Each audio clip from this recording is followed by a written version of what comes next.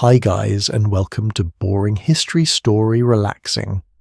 Tonight we drop you into a place where the wind never really stops, where the sky feels too big, and where winter comes at you sideways. You are standing on the open plains of the American West, as cold settles in the kind of cold that crawls up your boots and settles into your bones before you even realize it. The ground beneath your feet is hard, pale, and unforgiving, and you already know that sleeping above it would be a terrible idea. There is a moment standing here when you realize that if you try to face this winter with only canvas and optimism, you probably will not survive this. That is not drama, that is just weather. So before you get comfortable, take a moment to like the video and subscribe, but only if you genuinely enjoy what I do here. And if you are awake somewhere in the world right now, feel free to share your location and local time down in the comments. Now dim the lights and let your shoulders soften as the story begins to move forward quietly, steadily down into the earth. You are living in a time when the Wild West is less about shootouts and more about endurance. Winter does not care about your plans, your dreams, or your stubborn pride. It arrives whether you're ready or not. As the temperature drops, the wind sharpens, slicing across miles of open land with nothing to slow it down. Trees are scarce. Lumber is expensive or entirely unavailable. Canvas tents snap and rattle all night long, never letting you forget that you are exposed. Even wooden cabins, if you are lucky enough to have one, bleed heat through every crack and knot. So you do what many people here do. You look down. Digging into the ground is not a desperate last resort. It is a calculated choice. The earth is steady in a way the air is not. Even in the harshest winters of the 1800s, the soil just a few feet below the surface stays relatively warm. This is a mainstream historical fact often overlooked in romantic retellings of frontier life. Underground shelters, often called dugouts, were widely used across the Great Plains, especially in places like Nebraska, Kansas, and the Dakota Territory. They were not rare, they were practical. You start digging before the ground freezes solid. Your hands ache even through gloves. The soil smells faintly metallic and damp, a cold, clean scent that fills your nose. Each shovel strike sounds dull and heavy, the earth absorbing the noise instead of echoing it back. That quiet will matter later. As winter tightens its grip, you retreat further below.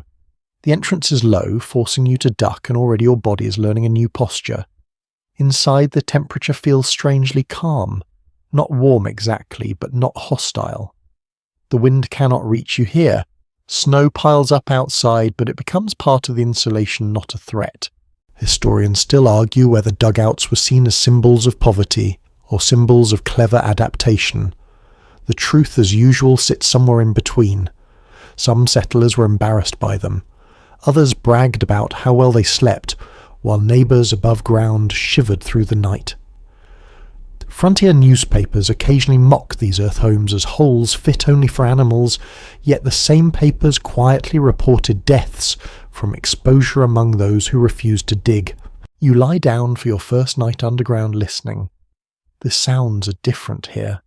The howling wind becomes a muted sigh. Footsteps above sound distant and unreal, like something happening in another world. Your breath feels louder in your ears. The walls, packed earth, reinforced with sod or rough timber, hold the day's warmth just long enough for you to relax. There is a quirky detail that surprises many people. Some dugout dwellers claim they slept better underground than they ever had above it. The silence, broken only by the crackle of a small stove or the occasional drip of melting frost, created a cocoon-like calm. Modern sleep researchers might nod knowingly at this, though they would probably recommend better ventilation. And ventilation is the trade-off. You quickly learn that staying warm underground is easy. Staying alive takes more attention. Fires must be small and carefully managed. Chimneys poke up through the soil like periscopes, sometimes clogging with snow. Carbon monoxide is an invisible danger, though the term itself will not become common for decades. People learn through trial, error, and sometimes tragedy. Outside, winter continues its work. Blizzards roll in without warning, erasing landmarks and swallowing wagons whole. Above ground animals freeze where they stand. Underground you feel only a faint vibration, like the world shifting in its sleep. This contrast is one of the strangest parts of life below the surface. You know chaos is happening, but you are insulated from it, wrapped in dirt and darkness. There is an ongoing scholarly debate about whether underground living increased long-term health problems among settlers. Some argue that dampness and poor air quality led to respiratory illness. Others point out that many families survived winters they otherwise would not have, which makes the argument feel slightly academic. Survival tends to win those discussions. As you drift towards sleep, the earth presses close on all sides. It is not trying to crush you, it is holding you. The ceiling is low enough that you could touch it if you reached up, and that thought is oddly comforting. You're not exposed to the sky tonight. You're not fighting the wind. You're borrowing warmth from the planet itself. This is where winter begins for you, not with heroics or gunfire, but with a shovel a hole and the quiet understanding that sometimes the safest place is not ahead or upward, but down. The cold has settled over the plains, and you have answered by slipping beneath it, breathing slowly, letting the ground do what it has always done best. Hold steady. By the time the decision is made, there's no romance left in it. You're not digging for adventure or novelty. You're digging for warmth, for stillness, for the simple chance to wake up alive. The ground in front of you is stubborn, packed tight from years of sun and wind, and every shovel load feels heavier than the last. Your breath fogs in short bursts, hanging briefly in the air before disappearing into the cold. You learn quickly that not all earth is equal. Sandy soil collapses too easily. Clay fights back but holds its shape once you convince it to cooperate. Settlers on the Great Plains often chose south-facing slopes for their dugouts, a mainstream historical fact that helped capture more sunlight and reduce exposure to brutal north winds. Even underground orientation matters. The shape of the space takes form slowly. First a shallow trench, then deeper, then wider. The sound of digging becomes rhythmic, almost meditative. Thud, scrape, lift, toss. The earth smells richer the deeper you go, less dry, more alive. It clings to your boots and gloves, leaving a fine dust on your clothes that you will carry with you for months. You reinforce the walls with whatever you have. Sod blocks cut from prairie grass are stacked like bricks roots facing outward. Rough timber, if you're lucky enough to have it, braces the ceiling. Some people use wagon boards, doors, even furniture sacrificed for survival. There's a quirky historical tidbit that pops up in letters from the period. One family reportedly used their piano lid as part of a dugout roof, deciding that silence was preferable to freezing. The ceiling is your greatest concern. Gravity is patient. You pack earth tightly, pressing it into place, listening for ominous shifts. The roof stays low, not for comfort, but for strength. High ceilings collapse, low ones endure. You duck instinctively as you work, already adjusting to the posture this place demands of you. Historians still debate whether dugouts were meant as temporary shelters or intended as long-term homes from the start. Some settlers clearly planned to build proper houses once they could afford materials. Others never did. The dugout improved year by year, became permanent by accident, then by choice. Necessity has a way of turning into tradition. As the space takes shape, you carve out practical features. A narrow entryway, sometimes with a short passage that acts as a cold trap, keeping freezing air from rushing inside. A small alcove for a stove, a shelf pressed into the wall for candles. Tools, maybe a book if you own one. Every inch matters. Waste is a luxury you cannot afford. Your hands ache constantly. Blisters form, split and harden. You wrap them in cloth and keep going. There is no pause button on winter. The ground grows colder by the day and you feel a subtle urgency driving you forward. You are racing the seasoned shovel against sky. At night you sleep close to the work site, sometimes in a half-finished hole wrapped in blankets that smell faintly of sweat and smoke. The stars overhead are sharp and bright, beautiful and completely unhelpful. Wind rattles your teeth. You dream of stillness. There is an open scholarly discussion about how much settlers borrowed underground building techniques from indigenous peoples. Earth lodges used by tribes like the Mandan and Hidatsa had existed for centuries, carefully engineered to stay warm in winter and cool in summer. Some settlers learned directly. Others absorbed the ideas indirectly through observation or rumour. The knowledge transfer is real, even if it was rarely acknowledged at the time. Once the main chamber is complete, you turn to the entrance. A simple door is better than nothing, but even a blanket or animal hide can make a difference. Snow piles up around it, and instead of clearing it away, you leave it. Snow is insulation. This feels counterintuitive at first, but you learn to trust it. The same logic keeps animals alive in burrows all over the world. Inside, the temperature stabilizes. You light a small fire for the first time, watching smoke snake its way up the stovepipe and out into the frozen air. The warmth spreads slowly, not in dramatic waves, but in a steady, reliable presence. Your shoulders drop. Your jaw unclenches. There is something deeply satisfying about this moment. Not joy exactly, but relief. You have shaped the land just enough to let it protect you. The walls are rough. The floor is uneven, but it is yours, and it is quiet. As you finish the final touches, packing loose, soil smoothing edges, adjusting supports, you feel the rhythm of life changing. You're no longer bracing yourself against winter. You're stepping aside, letting it pass over you. Above ground, the world will continue to freeze, roar, and batter itself against the open plains.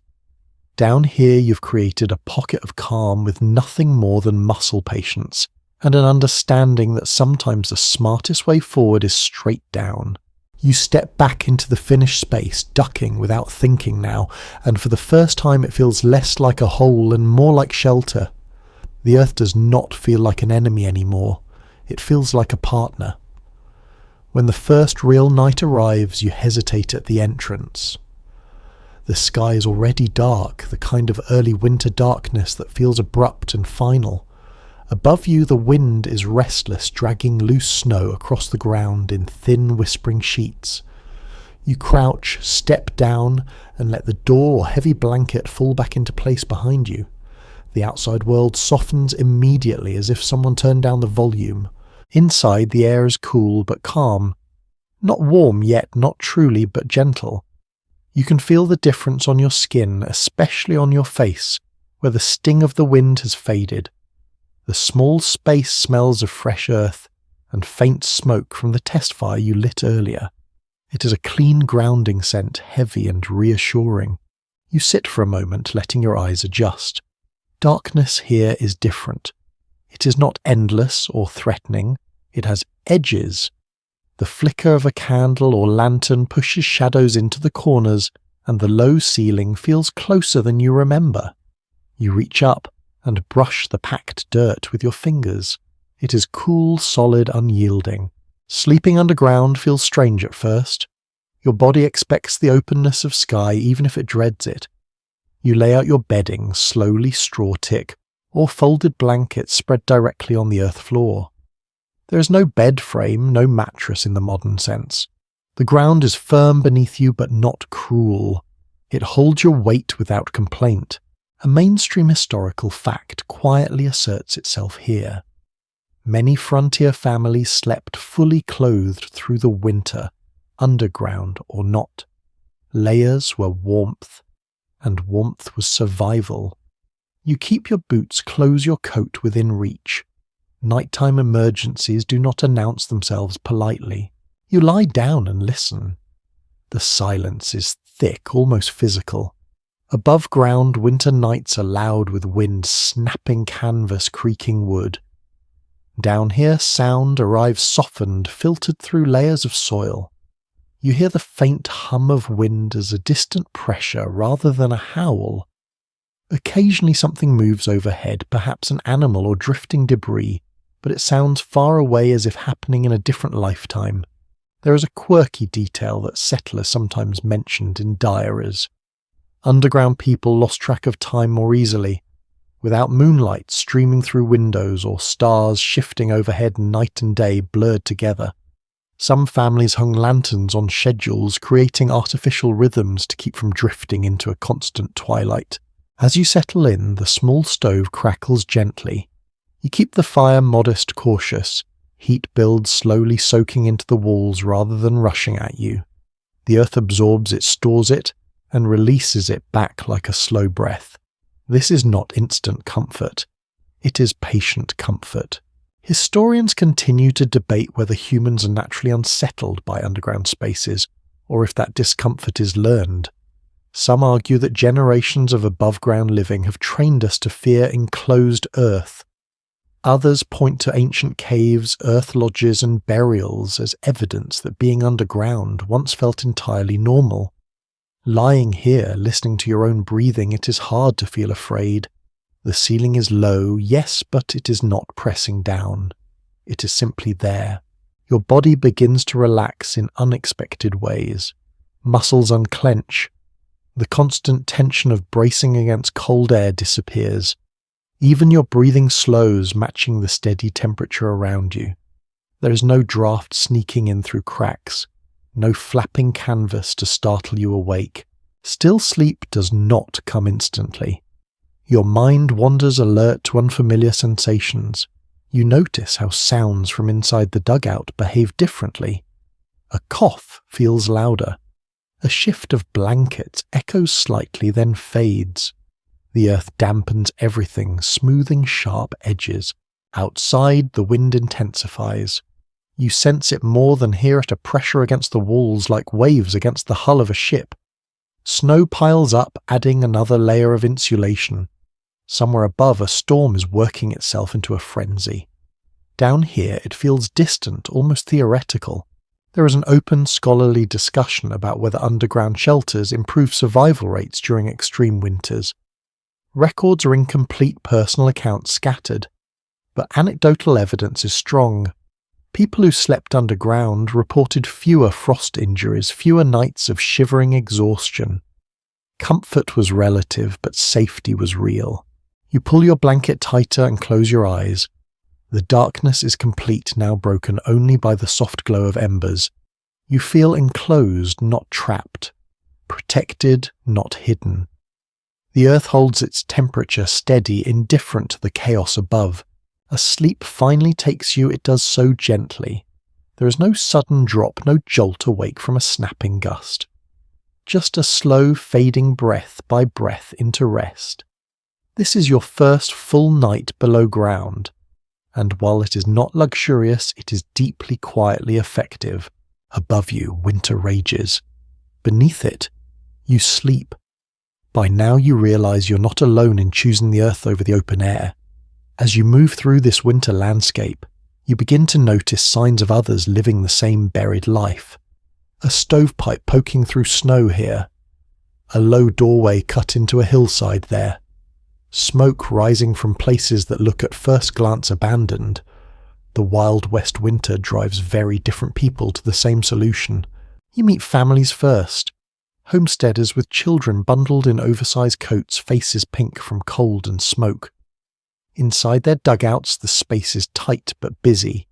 Every surface has a purpose. Pots hang from nails driven into dirt walls.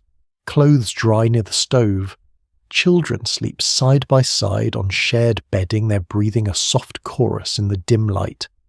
Written accounts from the late 19th century describe entire families spending multiple winters underground, not as a novelty, but as routine life.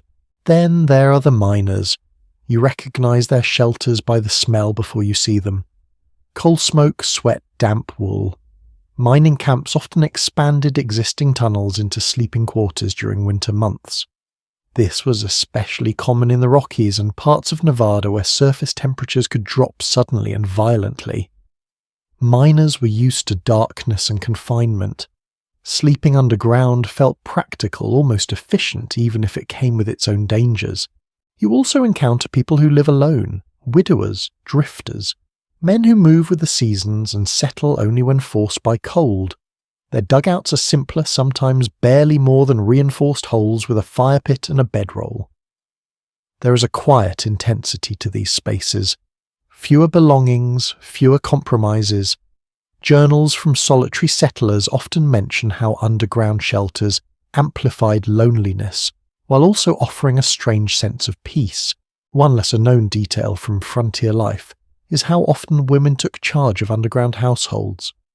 While men might dig the initial shelter, women frequently organised the interior, managing light heat, cleanliness and food storage. Letters sent back east describe wives becoming experts at maintaining livable conditions below ground, adjusting routines to match the slow rhythm of winter days. Not everyone chooses this life willingly. Some are pushed into it by loss. A burned cabin, a broken wagon, a failed crop that leaves no money for lumber. Sleeping underground becomes the difference between staying and leaving, between holding on to land and giving it up. Period newspapers occasionally printed stories of families mocked for living like moles, yet those same papers quietly reported who survived the winter and who did not. There is ongoing disagreement among researchers about how socially isolating underground life truly was. Some argue that dugout living increased separation, cutting families off from neighbours and community. Others point out that winter already isolated everyone, and underground shelters often clustered together near creeks, towns, or shared resources. In some cases, people lived closer together below ground than they ever did above it. You begin to notice informal rules forming among these underground neighbours. Paths are packed down between entrances. Snow is cleared collectively after storms. Fires are monitored not just for warmth, but for safety. A single careless blaze could collapse a roof or fill a shelter with deadly fumes. Responsibility extends beyond individual walls. There is a quirky habit that shows up repeatedly in personal writings. Some underground dwellers decorated their dirt walls, charcoal drawings, scraps of wallpaper brought west for decoration, but never used in houses that were never built, even pressed flowers pinned into the soil. These small acts of beauty mattered more when the world outside felt endless and hostile. Children adapt faster than adults. You watch them crawl easily through low spaces, turning narrow tunnels into games. They invent stories about living inside the earth, imagining themselves protected by something ancient and powerful. Adults worry about dampness and darkness. Children accept it as normal, at least for a while. Records from territorial governments show that underground living was common enough to influence census descriptions and land reports. Dugouts were counted as dwellings. They were not invisible. They were acknowledged even if rarely celebrated. As you move among these people sharing brief conversations and longer silences, you realize how varied this underground population truly is. Farmers, miners, immigrants, former soldiers, families chasing opportunity, individuals fleeing regret. Winter strips away the differences that matter less. Cold equalizes everything. At night, when lamps are lit across the landscape, the plains look empty. But beneath the surface, life continues quietly. Voices murmur, fires glow, people eat, argue, sing softly, and fall asleep under layers of soil and snow. You return to your own shelter with a new understanding. This is not just a personal strategy. It is a shared response to an unforgiving season. Sleeping underground during Wild West winters is not about hiding from life. It is about staying close enough to it to endure. As you settle back into your low-ceilinged space, the presence of others feels closer now, even if you cannot see them. Somewhere nearby, another fire crackles. Another family settles in for the night. Another solitary figure stretches out on packed earth. Above ground, the wind keeps moving. Below, a quiet network of lives continues, connected not by roads or fences, but by the simple ancient choice to trust the earth to hold you through the dark. By the time winter is fully settled, your hands tell the story before your mouth ever could. The skin is cracked. Knuckles, thickened palms toughened into something closer to leather than flesh. Every tool you own has left its mark on you, and you can identify each one by feel alone even in the dark. The shovel handle smoothed by repetition, the pick worn into a familiar curve, the blade edge nicked from hidden stones. Digging underground shelter is not refined work. It is intimate, physical, and relentless. Period diaries often describe how people underestimated the effort required, assuming a hole in the ground would be easier than building above it. The reality was far more demanding. Earth resists differently than wood. It pushes back with weight, with friction, with stubbornness. You work mostly by hand. Shovels are the primary tool, sometimes reinforced with iron, sometimes little more than shaped wooden hope. Picks are used sparingly save for frozen soil or embedded rock. Wheelbarrows help when space allows, but often you simply carry dirt out in buckets. One load at a time, muscles burning in the cold air. A practical detail from the era is how people reused nearly everything they owned during construction. Broken wagon parts became braces. Fence posts turned into supports. Even discarded crates were broken down for reinforcement. Nothing was wasted because nothing could be replaced easily. Supply lines were unreliable and winter made them worse. Your hands blister early on. You wrap them in cloth, then in leather if you have it. When those fail, you keep going anyway. The pain dulls, then sharpens, then fades into something distant. You learn to pace yourself, not because you want to, but because exhaustion leads to mistakes, and mistakes underground can be fatal. There is an ongoing discussion among historians about how much of this labour was shared versus solitary. Some accounts describe neighbours helping each other dig, especially for families with children or elderly members. Others suggest many people worked alone, either by necessity or pride. The truth seems to depend on location, community size, and personality. On the frontier, cooperation and isolation often existed side by side. You become familiar with the sound of the earth giving way. A soft crumble is acceptable. A sharp crack is not. You pause often, listening, testing the walls with your hands.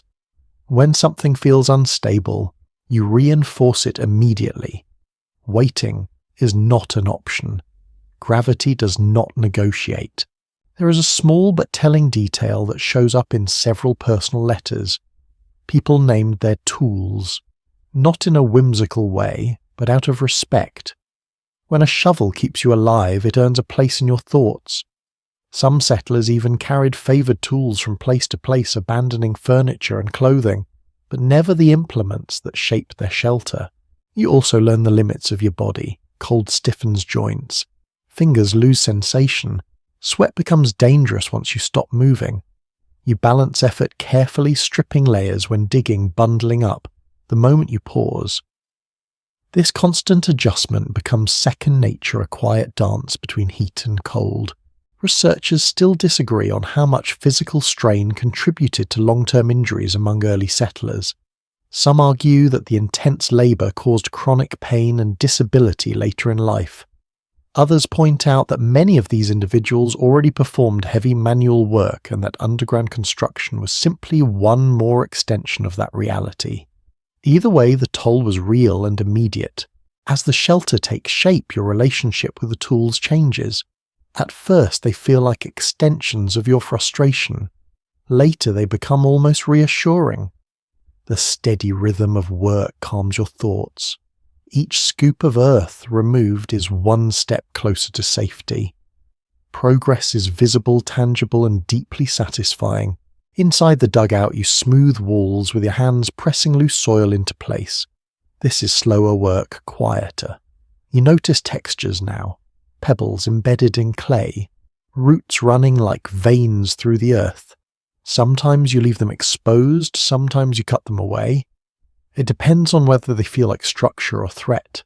There's a strange intimacy in shaping the space where you will sleep.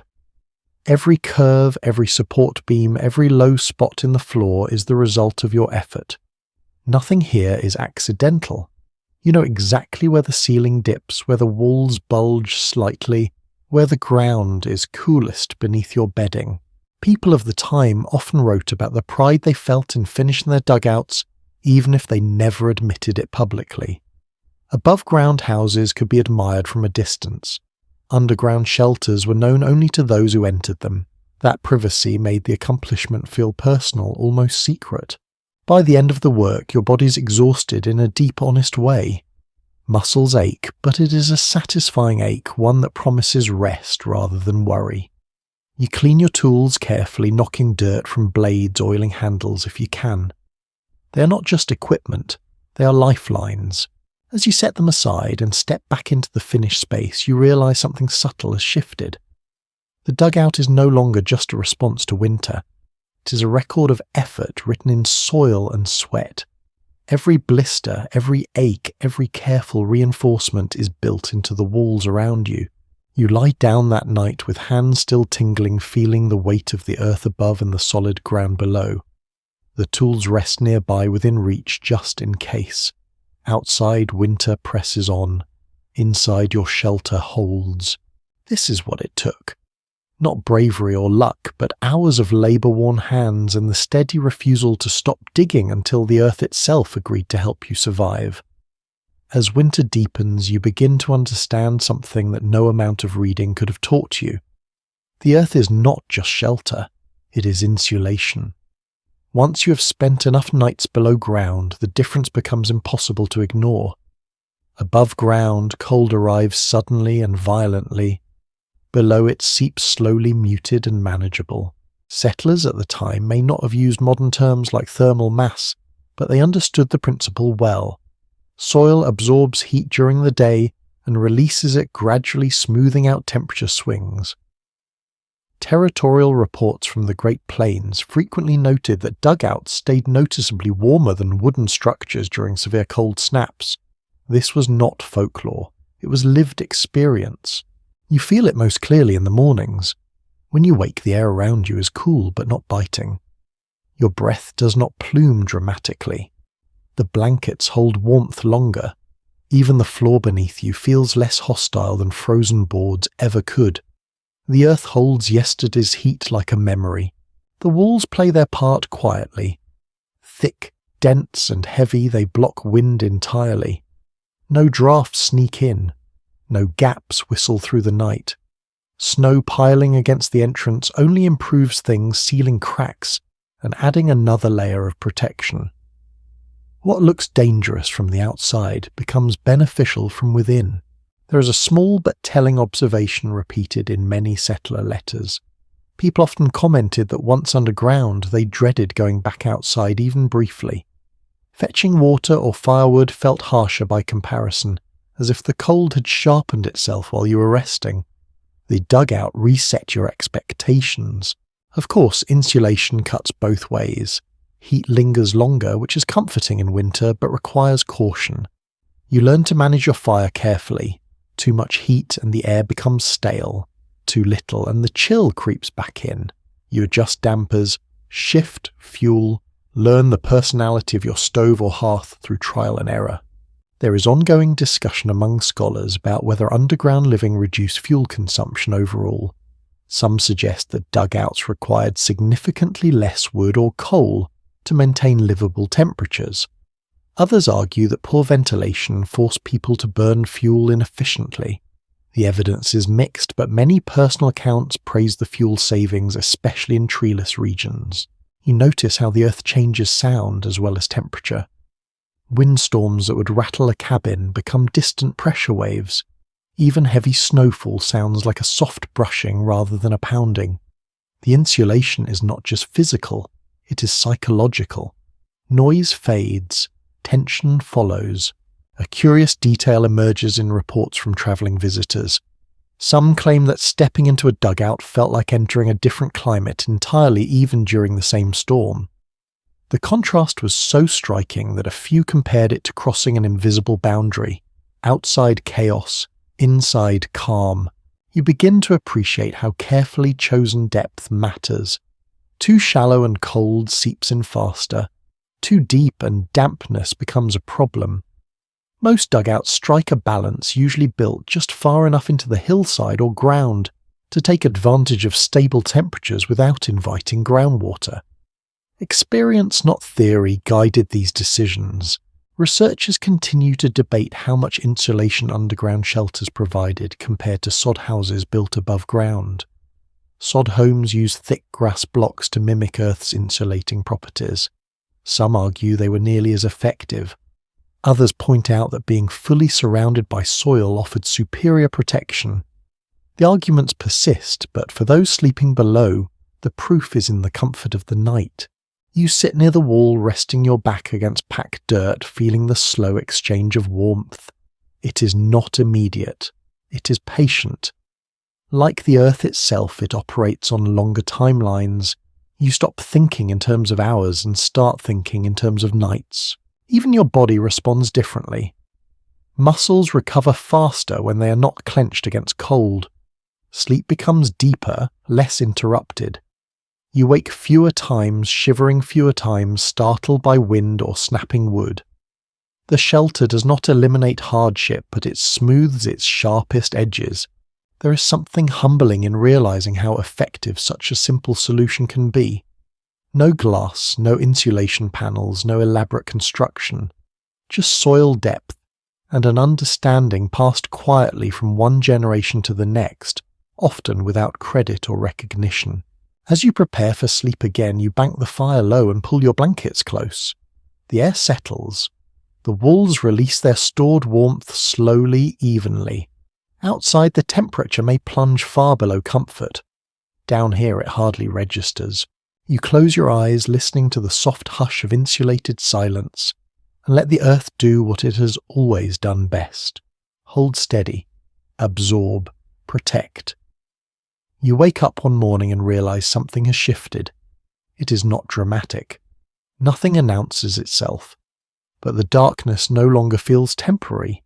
Underground noon and midnight blur together, and you begin to measure time by habits rather than light. Your body still knows when it is day, but the world no longer confirms it for you. Light enters your shelter sparingly. A thin line under the door. A pale glow slipping down the stovepipe when the sun is just right. Sometimes a small window no larger than a book cut into the wall near the ceiling and covered with greased paper or cloth. It softens daylight into something dim and amber, more suggestion than illumination. Accounts from the period describe how many underground homes remained surprisingly dark even at midday. Candles and oil lamps burned long hours not just for work but for sanity. People learned quickly to ration light the same way they rationed food and fuel. Darkness was not dangerous on its own, but it was draining. You move carefully, memorizing the layout of your space. 3 steps from bed to stove, 2 to the shelf, 1 low beam near the entrance that you still bump your head on if you forget yourself. Your hands learn before your eyes do. Touch becomes a guide. A detail often overlooked today is how expensive artificial light was. Candles had to be made or purchased. Oil had to be hauled. Wicks needed replacing. This meant darkness was sometimes accepted rather than fought. People went to bed earlier not from discipline but because light ran out. Underground, this tendency deepened. There is no consensus among modern historians on whether extended darkness affected mental health significantly. Some argue that low light increased depression and lethargy. Others note that frontier life was already physically exhausting and emotionally taxing, making it difficult to isolate darkness as a cause. What is clear is that people adapted even if adaptation came quietly. You notice how your senses recalibrate. Sounds feel sharper, smells linger longer. The faint scent of smoke, damp earth and stored food becomes the background of your days. When light is limited, every other sensation steps forward to compensate. At times you step outside just to remind yourself of the sky. The brightness feels almost aggressive. Snow reflects sunlight with a force that makes your eyes ache. You squint, shield your face, then retreat back inside, oddly relieved to return to dimness. The dugout feels calmer, softer. Some settlers intentionally kept their underground homes darker than necessary. Personal letters suggest that too much daylight through windows increased heat loss and drafts. Darkness in this case was practical. Comfort mattered more than cheerfulness when temperatures dropped. You develop routines to mark time. Morning is when the fire is rebuilt. Midday is when chores happen whether you can see the sun or not. Evening is when the lamp is lit earlier and conversation slows. Night arrives when the flame is turned down and blankets are pulled close. Researchers remain divided on how people psychologically coped with this muted world. Some accounts describe frustration and restlessness. Others speak of calm focus, even creativity. Writing, mending, and quiet conversation filled long hours that might otherwise have felt empty. There is a strange intimacy in shared darkness. Faces glow softly in lamplight. Voices drop naturally. Arguments feel heavier, harder to sustain. Laughter, when it happens, feels warmer, more deliberate. You notice how people listen more closely when they cannot rely on sight. Children struggle with darkness at first, then accept it. They invent games using shadows. They learn to move silently. Adults worry about them, but children often seem less bothered than expected. Darkness to them is just another rule of the season. You begin to sleep longer. Without sunrise to wake you, rest stretches. Naps become common.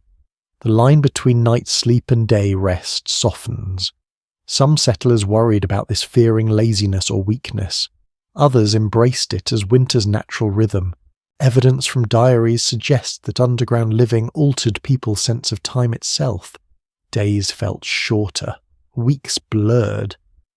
But winter also seemed to pass faster in retrospect, as if darkness compressed memory. When spring arrived, many were surprised by how much time had slipped by.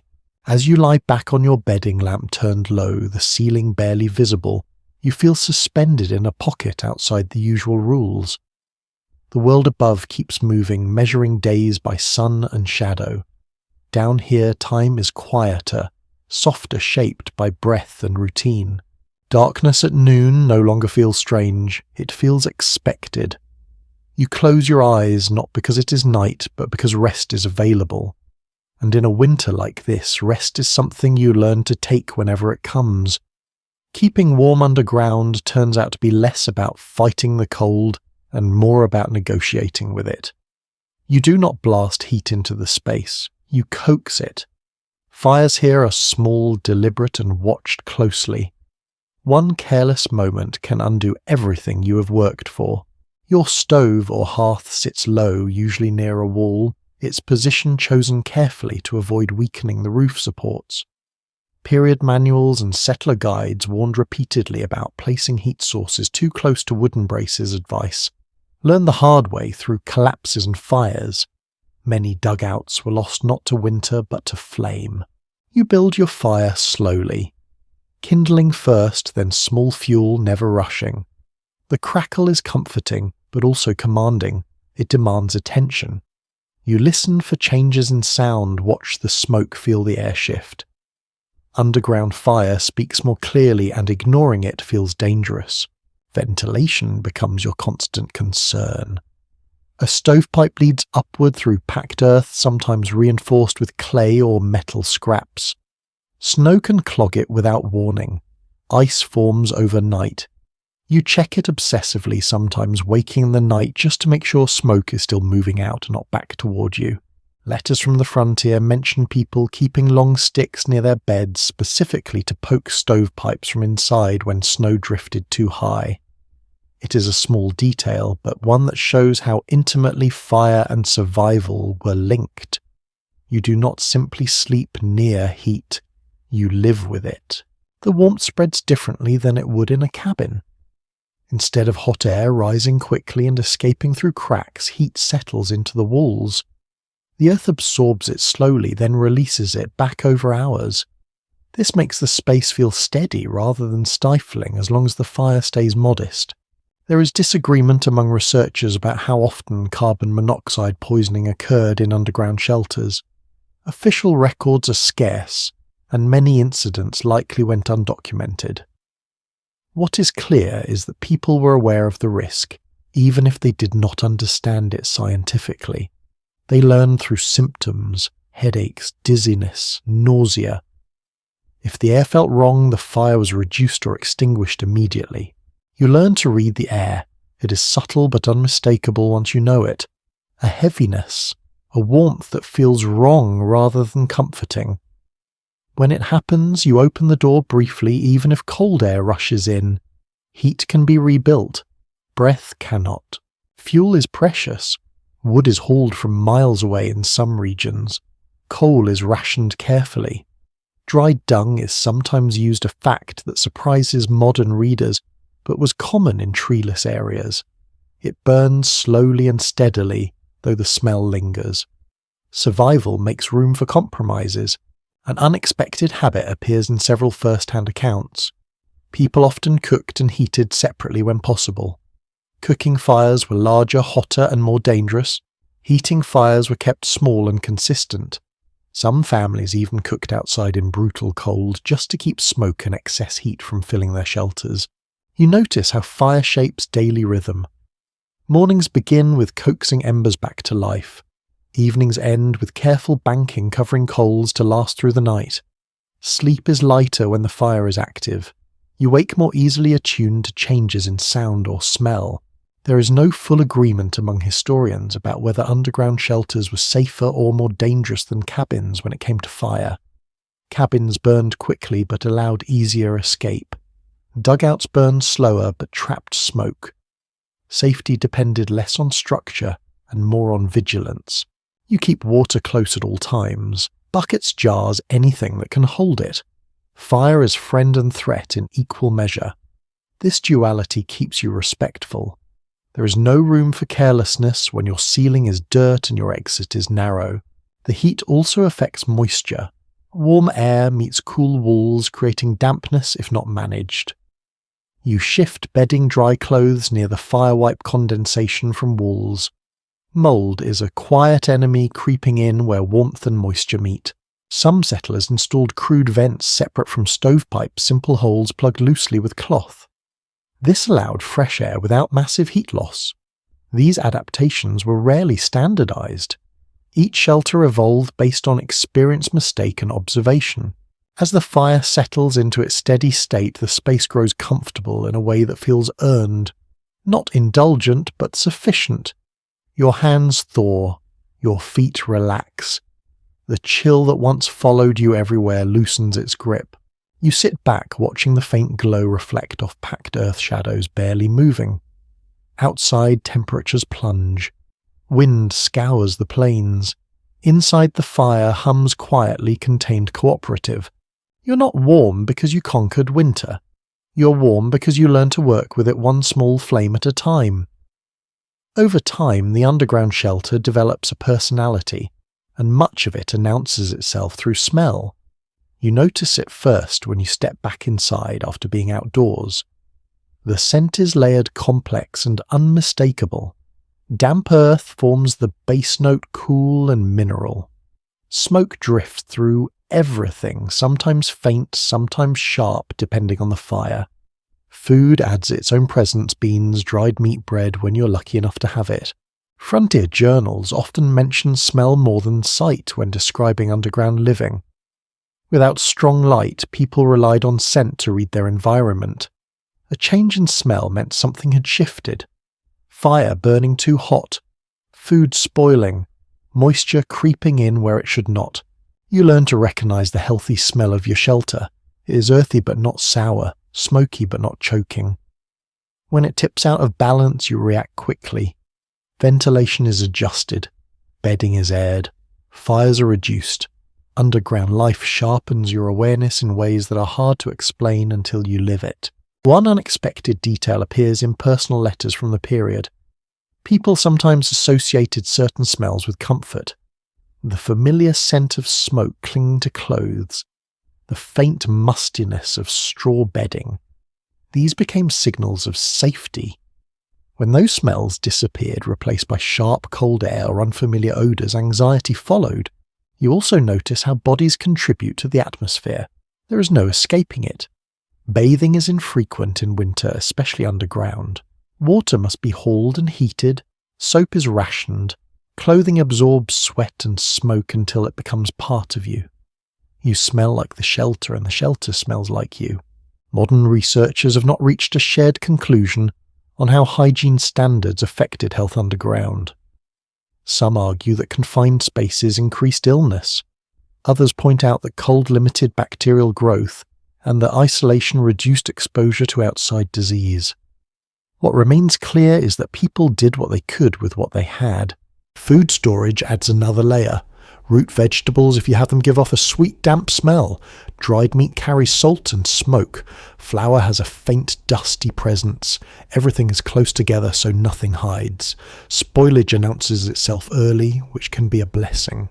You would rather smell trouble than discover it too late. There is a curious habit noted in several accounts. Some people burned herbs or resin, occasionally not for warmth, but to change the air. Sage pine even dried grass. Whether this was practical, cultural or psychological is unclear, but it speaks to a desire to control the environment even in small ways. You become sensitive to moisture. Dampness smells different than cold. It feels heavier in your lungs. You wipe condensation from walls, shift bedding. Move stored goods away from corners where water collects. Earth shelters demand constant attention, but they reward it with stability. Smoke is the most dominant presence. It seeps into everything. Hair blankets, tools. Over time, you stop noticing it unless it changes. A sharp, acrid edge means something is wrong. A heavy, stagnant smell means air is not moving properly. Your nose becomes an early warning system. Some historians suggest that this constant exposure to smoke had long-term effects on respiratory health. Others counter that open fires were common everywhere at the time, above ground or below. The debate continues, but for you the immediate concern is simple. Can you breathe comfortably right now? You adjust the fire, open the door briefly, let cold air rush in and push smoke out. The temperature drops for a moment, but the air feels cleaner. You close the entrance again, letting warmth rebuild. These small interventions become routine, almost unconscious. The shelter also smells different at different times of day. Mornings carry the scent of ash and cooling embers. Midday smells of work, soil and movement. Evening brings food and warmth. Night settles into a muted blend of everything softened by stillness. Visitors notice the smell immediately. Some wrinkle their noses. Others comment on how enclosed it feels. You realize that smell, more than sight or sound, marks the boundary between underground life and the world above. It is intimate, unavoidable, and deeply personal. Children, interestingly, seem less bothered by it. They grow used to the scents, quickly accepting them as normal. Adults carry memories of fresh air and pine forests and open fields. Children form their memories here underground, wrapped in smoke and earth. There is no agreement among scholars on whether underground shelters smelled worse or simply different from cabins. Accounts vary widely. Some describe them as surprisingly fresh. Others paint a grim picture. The truth likely depended on maintenance, ventilation, and sheer luck. As you settle in for the night, you notice the familiar scent around you. It signals safety, warmth, routine. The outside world smells of snow and wind and danger. Inside smells of survival. You pull your blanket close, breathing slowly, letting the air settle. The earth walls hold their quiet. The fire hums low. The layered scents blend into something oddly comforting. This is what it smells like to endure winter underground. Not clean, not pleasant in the modern sense, but steady, known, and for now enough. When it comes time to sleep, you discover quickly that comfort underground is not about softness. It is about arrangement. You cannot stretch out wherever you like. Space is too precious. Every sleeping place is negotiated, measured, adjusted until it fits the shape of the shelter and the people inside it. Your bed is simple. A straw tick filled with dry grass or hay laid directly on the packed earth. Sometimes it is little more than a canvas sack, sometimes a woven mattress, brought west with good intentions and too much optimism. Either way, the ground beneath it remains firm and cool, a constant presence you learn to work with rather than fight.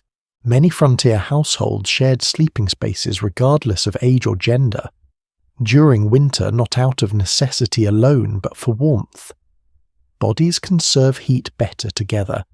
This was so common that no one thought much of it at the time, though it startles modern readers when it appears in letters and memoirs. Privacy was seasonal. Survival was permanent. You lie down carefully aware of where elbows and knees might land. Bedding is arranged with precision. Blankets closest to the ground, heavier ones on top. Clothing is worn to bed, not removed. Boots stay nearby. The idea of undressing in winter feels almost reckless. A small, easily missed habit appears in several accounts from underground dwellers. People often slept with their heads pointed toward the centre of the shelter rather than the walls. The earth radiated cold more strongly near the edges, and even a few inches made a difference. It is the kind of knowledge learned slowly night by night. You notice how still the air feels once everyone settles. Breathing becomes the dominant sound. Occasionally someone shifts straw rustling softly. The fire murmurs in the background low and steady.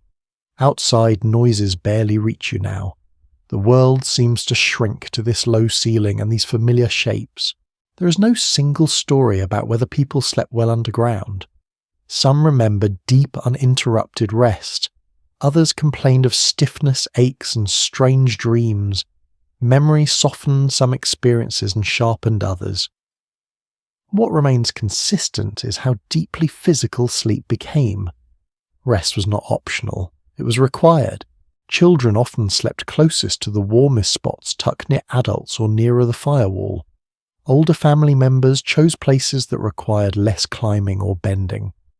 Over time, these arrangements solidified into routine. Everyone knew where they belonged without discussion. You adjust to sleeping on firm ground faster than you expect. Your body stops protesting and starts adapting. Muscles settle. Posture changes. You learn how to turn without disturbing others, how to rise quietly in the night if needed. These movements become instinctive. Some people hung blankets or quilts from ceiling supports to create small sleeping alcoves. This helped trap warmth and gave the illusion of privacy. The fabric also softened sound, creating pockets of quiet within the larger space. It was not luxury, but it was thoughtful. The air cools slightly as the fire burns lower. You pull covers closer, feeling the slow exchange of warmth between body's bedding and earth. It is not cozy in the modern sense, but it is effective. The cold never quite reaches you. You become aware of how the shelter breathes. Warmth rises, settles, moves along the ceiling, then drifts back down. Moisture shifts. The space responds to its occupants adjusting in small ways throughout the night. Dreams here feel different, deeper, heavier. Perhaps it is the darkness or the quiet or the sense of enclosure. You dream of tunnels of muffled sounds of warmth held close. You wake slowly, disoriented for a moment, then grounded again by familiar smells and textures. There is a tenderness to these sleeping arrangements that rarely makes it into stories about the Wild West. Shared warmth, quiet cooperation, bodies arranged not for comfort or propriety but for endurance. The myth of rugged individualism softens here, replaced by something more communal. You settle deeper into your bedding, listening to the soft rhythms around you. The shelter holds steady. The earth above remains silent. The cold outside stays outside. This is how you sleep underground. Not stretched out, not alone, but held together by necessity warmth, and the simple understanding that night is easier when faced side by side. Once you have slept underground for a while, you start to notice the way sound behaves differently here. It does not travel far. It does not bounce or echo the way it does in open air or wooden rooms. Instead, it feels absorbed as if the earth itself is listening and choosing what to pass along. At night, when everything settles, you hear the smallest things. A boot shifting on packed dirt, someone clearing their throat, the slow tick of cooling metal from the stove. These sounds feel close, intimate, almost magnified by the quiet that surrounds them. What you do not hear is just as important. Wind no longer screams, it presses. Snow does not slam against walls, it piles quietly. Storms that would terrify you above ground announce themselves only as a low distant pressure, like the world holding its breath. People living underground often remarked on this contrast. Letters sent east described how blizzards seemed unreal from below, as if they were happening somewhere else entirely. The ground filtered the violence out of the weather, leaving only a muted reminder that it was still there.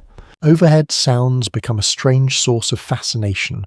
Footsteps crunching across frozen soil, animals moving in search of food, the occasional thump of ice falling from a roof or embankment.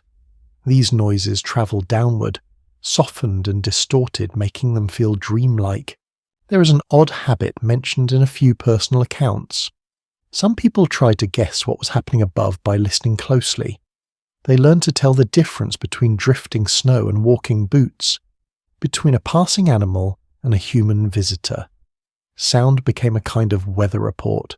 You also hear the shelter itself, the subtle settling of soil as temperatures shift, a faint crumble now and then that makes you pause and listen, heart slowing, as you decide whether it is harmless or something that needs attention. Most of the time it is nothing. Earth adjusts constantly. Modern interpretations differ on whether this quiet was calming or unsettling. Some remember it as deeply peaceful, a refuge from the constant assault of wind and cold. Others found it unnerving, especially at first, missing the familiar noise of the surface world. Adaptation came at different speeds. Children tend to treat the sounds above as stories. They whisper guesses about animals or travellers. They invent narratives to fill the silence. Adults listen more cautiously, weighing each noise for meaning. You learn to move differently underground. Loud steps feel intrusive. Voices drop naturally. Even laughter is softer, quickly muffled by the walls.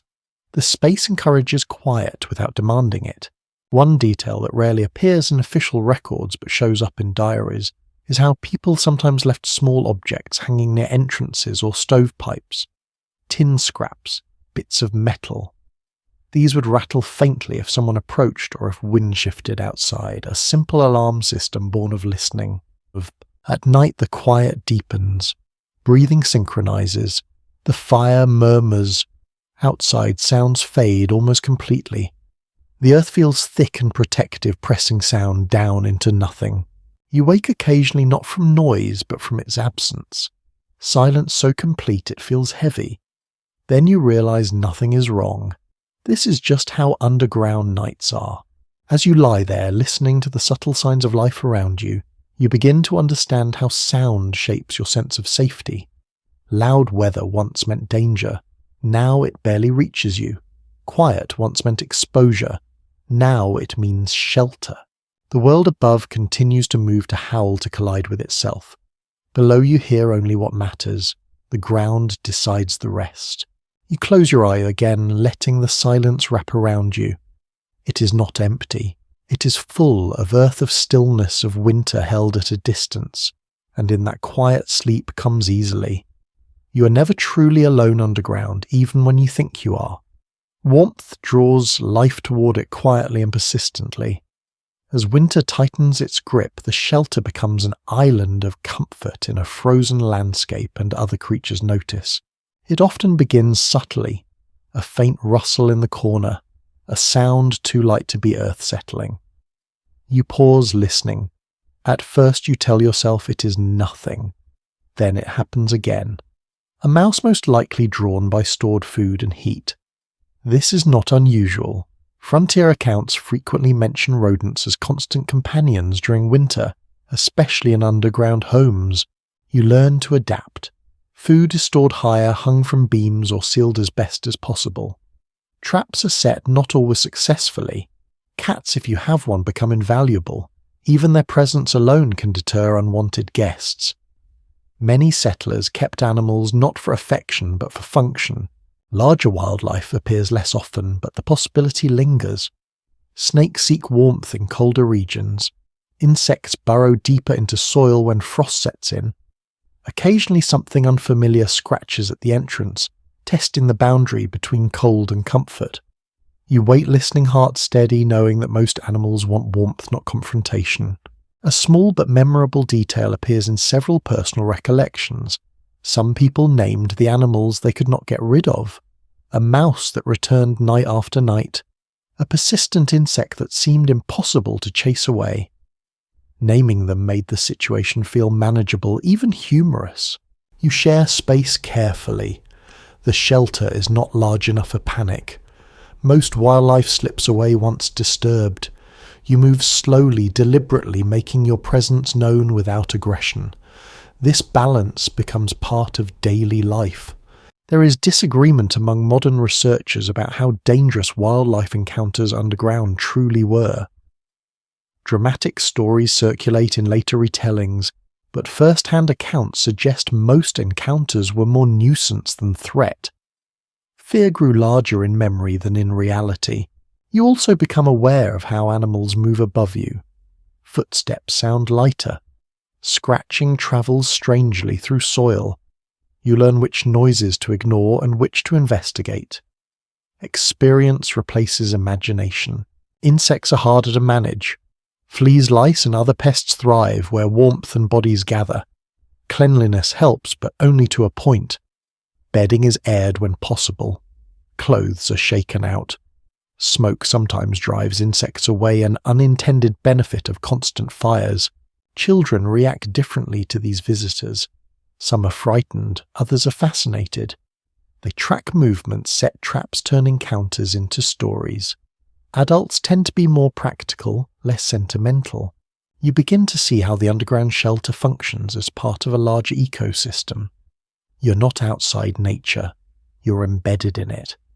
The earth walls connect you directly to everything that lives in soil and stone. This closeness changes how you think about intrusion. Above-ground wildlife feels like an invasion.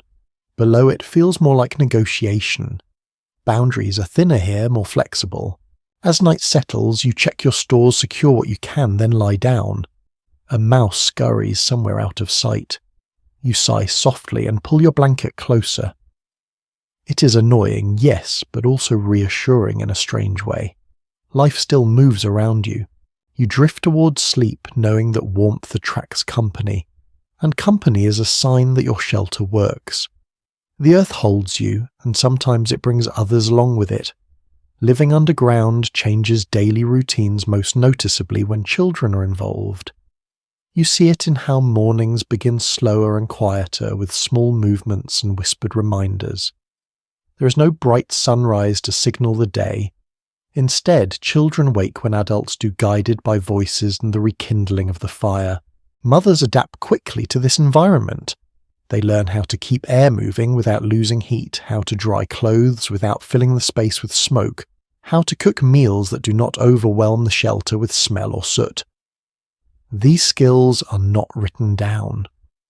They are learned through repetition, mistakes, and careful observation. Letters sent back east often mention how much ingenuity daily life required below ground, especially when caring for children. You notice how babies sleep longer underground. Wrapped tightly, tucked, close to warmth, rocked by steady quiet, they seem calmer than expected. The absence of sudden noise helps.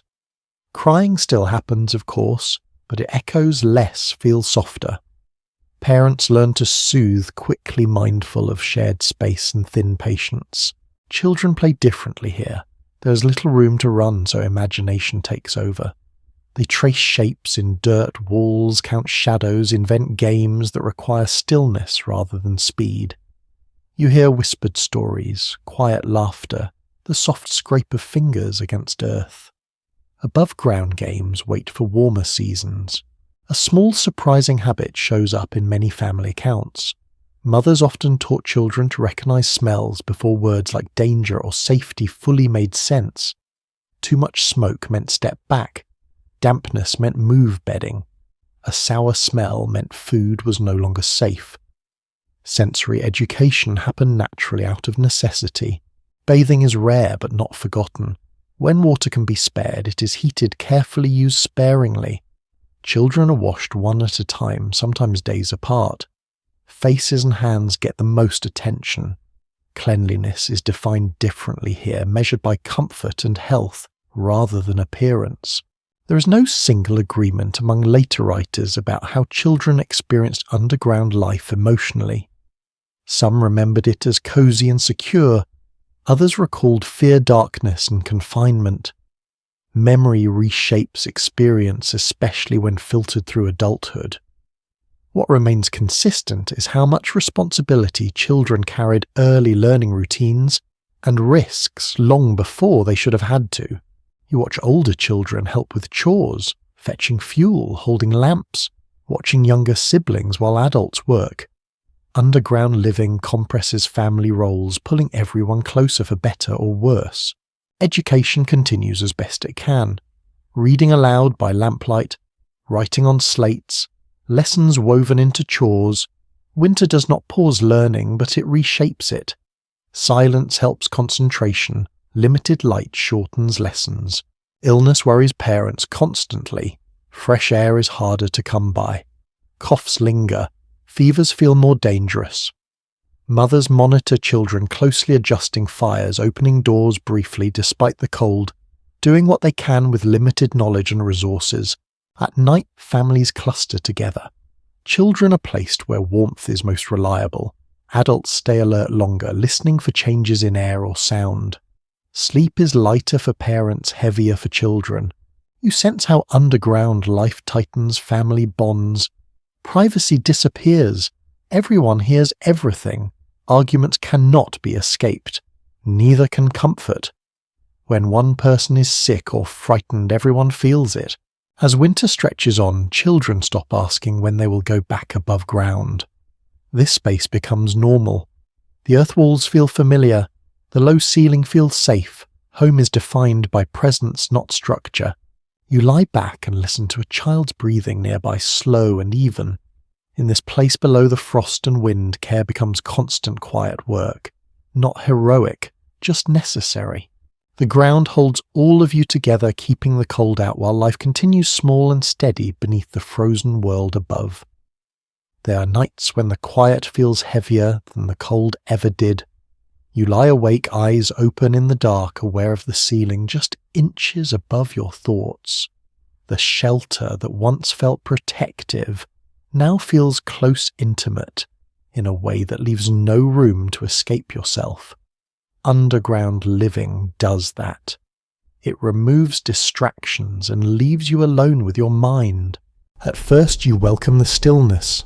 After weeks of wind and effort, silence feels earned. But as days stack on top of each other, the lack of variety begins to press in. The walls do not change. The light does not change much either. Even time feels softened, smudged at the edges. People wrote about this without quite naming it.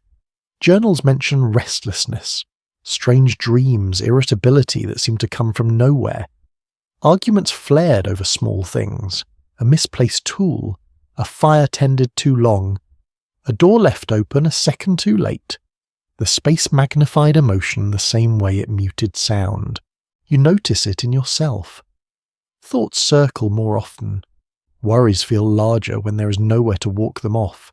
Above ground, you could step outside and let the horizon stretch your mind back out. Down here, you pace a few steps and reach a wall. Claustrophobia is not always panic. Sometimes it is just a tightness in the chest, a desire for air that is not about breathing. You sit up, adjust your position, touch the wall, as if confirming it is still solid. It is. It always is. That does not always help. Some people adapted better than others. Those used to long winters, to ships, to mines, to crowded homes seemed less troubled. Others struggled more quietly. Letters hint at people taking unnecessary trips outside in dangerous weather, just to feel space again. The cold was a risk they understood. The mental strain felt harder to explain. There is no single explanation for how people coped. Some turned inward, reading the same book again and again, replaying memories, praying. Others leaned into routine, treating each day like a series of small tasks to be completed in order. Routine became a kind of anchor. You notice how sound, or the lack of it, affect your thoughts. In silence, worries echo louder. You begin to appreciate the soft crackle of the fire, the low murmur of others breathing. Total quiet feels unnatural now, almost threatening. A subtle detail appears in several personal writings. People talk to themselves more underground. Not loudly, not dramatically, just small muttered thoughts spoken out loud. It helped anchor them, confirm their presence in the space. Hearing your own voice reminded you that you were still there. Nighttime is the hardest. Darkness removes the last illusion of space. You cannot see the walls, but you know they are there. Dreams bleed into waking thoughts. You wake disoriented, unsure for a moment, where you're then reassured by familiar smells and textures. Children sense this tension too, even if they cannot name it. They grow quieter on certain days, cling closer at night. Adults hide their unease as best they can, knowing fear spreads easily in tight quarters. Some people carved small niches or patterns into the walls, not for function, but for focus. Something to look at, something to touch.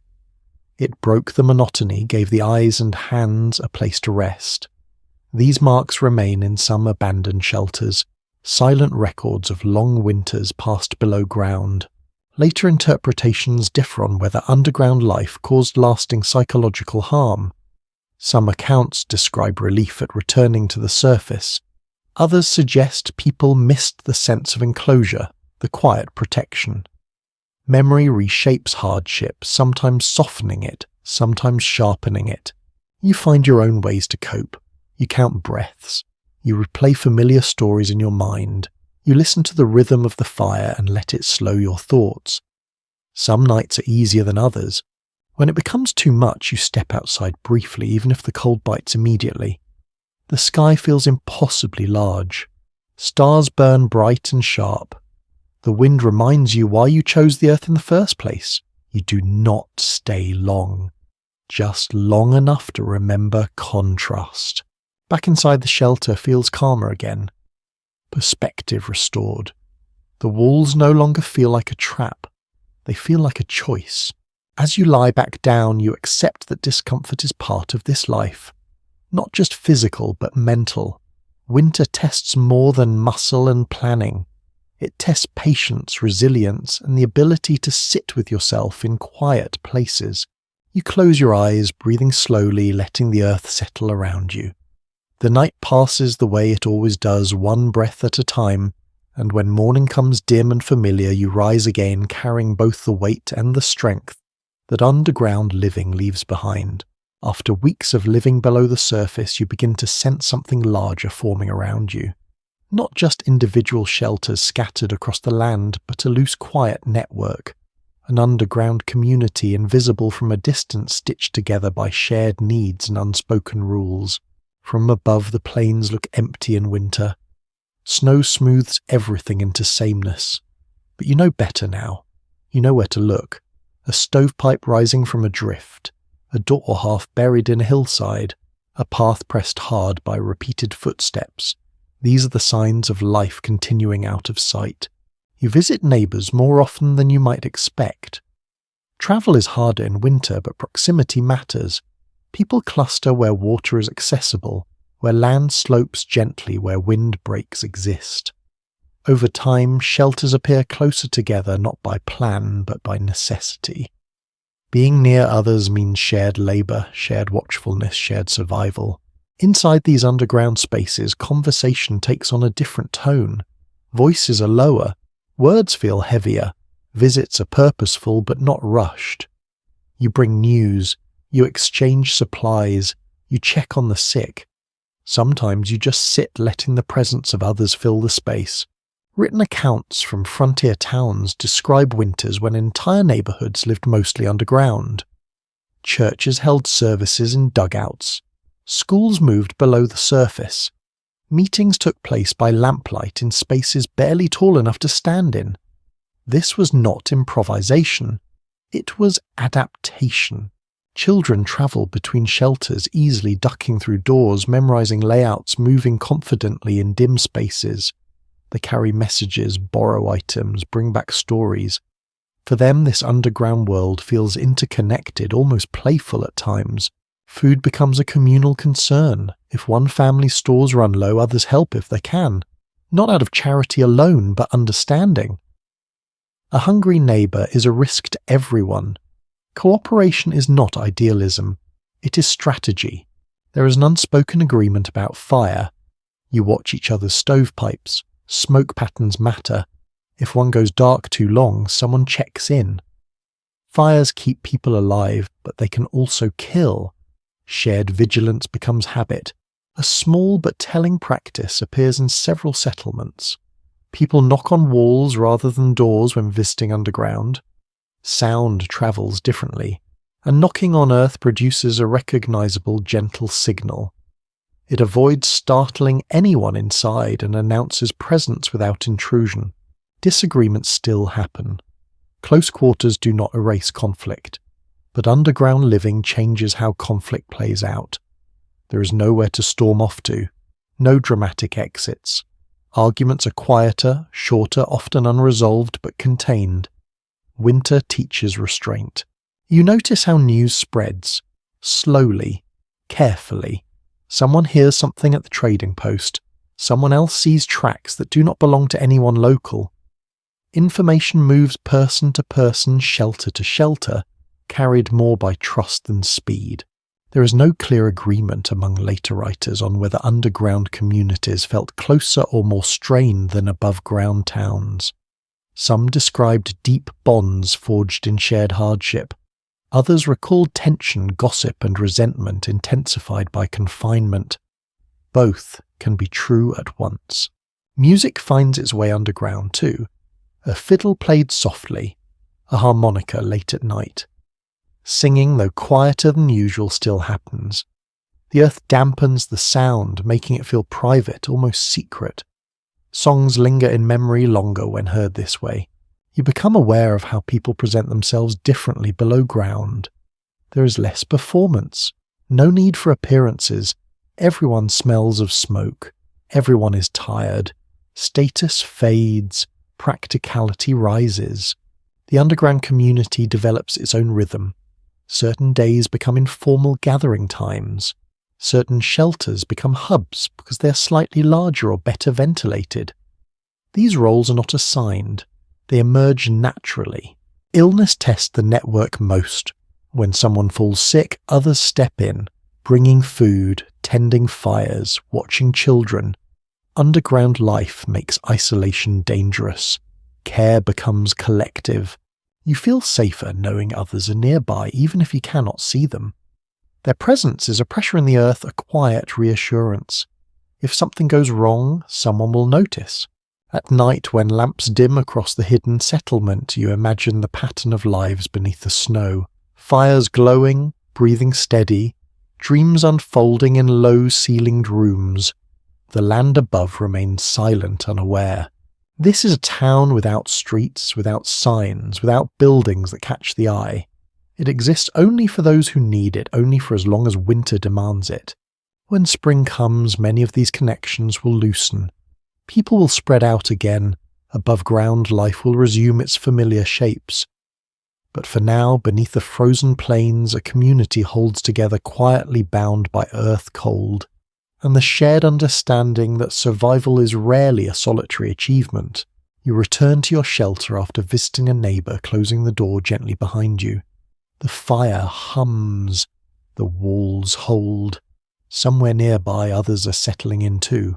Underground, you're not hidden. You are connected. Food feels different when it comes from the ground itself. Not just grown there, but stored within it, protected by the same soil that keeps you warm at night. Underground eating becomes an extension of shelter, another way the earth helps you survive winter. You rely heavily on what was buried before the frost set in. Potatoes, carrots, turnips, onions. Root vegetables tucked into pits or small side chambers where the temperature stays steady. You check them often, brushing away damp soil, turning them gently so rot does not settle in unnoticed. A single spoiled vegetable can spread quickly in close quarters. The shelter smells faintly sweet when stores are healthy. Earth and starch blend together, subtle but reassuring. When something begins to go bad, you know immediately. Your nose catches it before your eyes ever do. Underground living sharpens that awareness. Some people carve separate niches just for food, not out of organisation alone, but instinct. Keeping edible things slightly apart from sleeping areas makes the space feel cleaner, calmer. It also keeps animals confused, or at least less confident. Meals are simple and repetitive. Beans, bread when flour allows, salted meat sliced thin to make it last. Cooking happens carefully. Too much smoke lingers. Too much heat dries out stored goods.